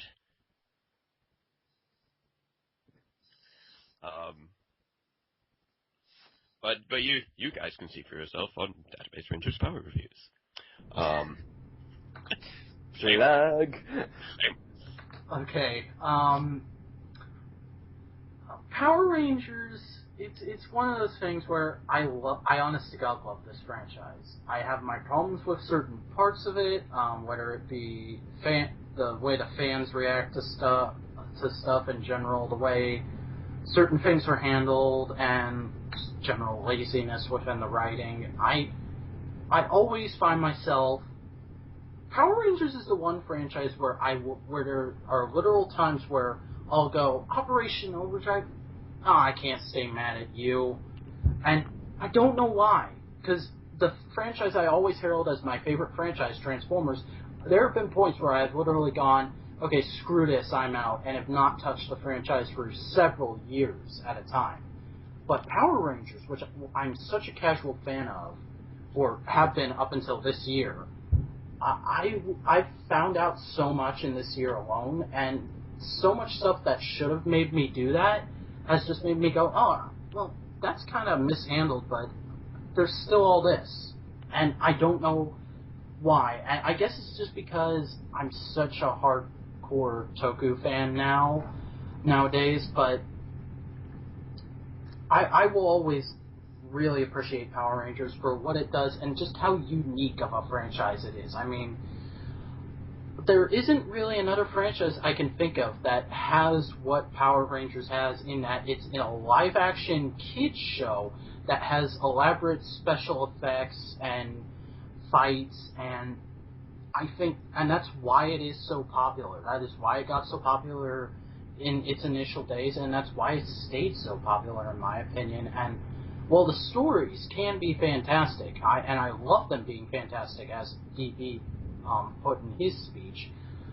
I really do think the action is what gets a lot of people, and that's what makes it a special franchise, and I really hope they're able to find that magical balance once we get to the Go Busters adaptation between amazingly choreographed action in a kids show and amazingly well done story in a kids show. Because really, in the past couple seasons, Power Rangers has been needing to play catch up, because they got to that point. To me, they're the first kids show of the modern era of kids shows that are incredibly smart for kids shows that got to that. RPM was amazing for a kids show. Samurai and Megaforce have just been kind of okay. And I would really like to see them get back to where they're one of the top kids shows as far as writing goes. But I also still want them to have that amazing action quality. And also, since we all neglected to mention it at any point during this podcast, the toys are pretty awesome too, and I hope they to step up their game during the Super Mega Force. Yeah, I do like that they've been finally starting to market towards collectors as of late. I think was a very smart move. It took them long enough, but I think that was a smart move. Yeah, except for that massive futz up with the... I'm not even going to go there. Don't. I got mad over STC this year, people. That's all I'll say. Okay. Well, guys, that's pretty much going to do it here for this extremely lengthy, but I feel very, very well done. This is one of our best episodes of Topic Time, and I'd really like to say a special thank you to our special guests, Cup of Water, O Free, and Database Ranger, for helping us make it that way. It would have just been me and Ben standing here quoting History of Power Rangers for 20 minutes if it wasn't for them. Probably what we would have done. But yeah, guys, that's pretty much going to do it for this episode. I hope you will all tune in next month to listen to our episode, which will be celebrating the 30th anniversary of Transformers. Yeah, the rest of this year's Topic Times are mainly going to be talking about different series and how they're having a big anniversary, because the one right after that is Doctor Who. And that's wait, who? Wait. Who is that? Some Capaldi guy. Or was he a Tenant? I can't remember. He was a... Maybe he was a Hartnell? Was he a Hartnell? I think. Okay, before we get on this. Okay, I'm sorry. By the way, ending this massive Power Rangers podcast with a Doctor Who joke. Yes. I was going to say my cold joke again, but I think I'd just get hit over the head for that. So, yeah, guys, that's going to do it for this episode of Topic Time. I hope you enjoyed it. I can't really say whether or not we're going to have any other stuff up on the network's channel this month. I'm going to try and get an episode of Whovium Reviewing done with Bill at some point during the month, but lately Bill's schedule has been kind of hectic, so that's that. Till the End will, of course, be coming out every Friday because we have a huge backlog of that. But other than that, that's pretty much it for this episode, so I would like to thank you for listening, and there are several ways you can get in contact with the network. You can check out our official site, thevacuumnetwork.tumblr.com. Yes, we use Tumblr as an official site because we're too lazy to get a domain. You didn't have the money for a domain. Yeah, that's basically the excuse. You can subscribe to us here on YouTube for every episode of Topic Time or any other network show as they come out. And you can follow us on Twitter for the latest updates. That's at TheVacuumNet. My Twitter is at Vacuuminator. Or what are your Twitters, guys? Orphan Legacy. Database Ranger. Pretty much if you Google Database Ranger, that's what I'm known as on everything. Facebook, Twitter, Tumblr, YouTube. I'm very much Database Ranger. I've been for 12 years. My Twitter is basically Ben_Morpurgo, but if you go on there, it will literally just be Simeon and me talking. That's all I use it for.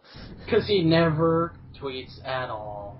I literally use it to keep in contact with you. Anymore. I'm trying to get him to do more vlogs, guys. I honest to God am. Because people have actually PM'd the network saying they want you to do vlogs again. Really? Yeah. Oh, I'll go on then. But yeah, guys, that's it for this episode of Till the End. And until next time, we have been the Vacuuminator. Morphin Legacy! Database Ranger! Ben. So until next time. May the power protect you. Always. And that's a wrap, everyone. We're actually going to keep that. Okay, fantastic.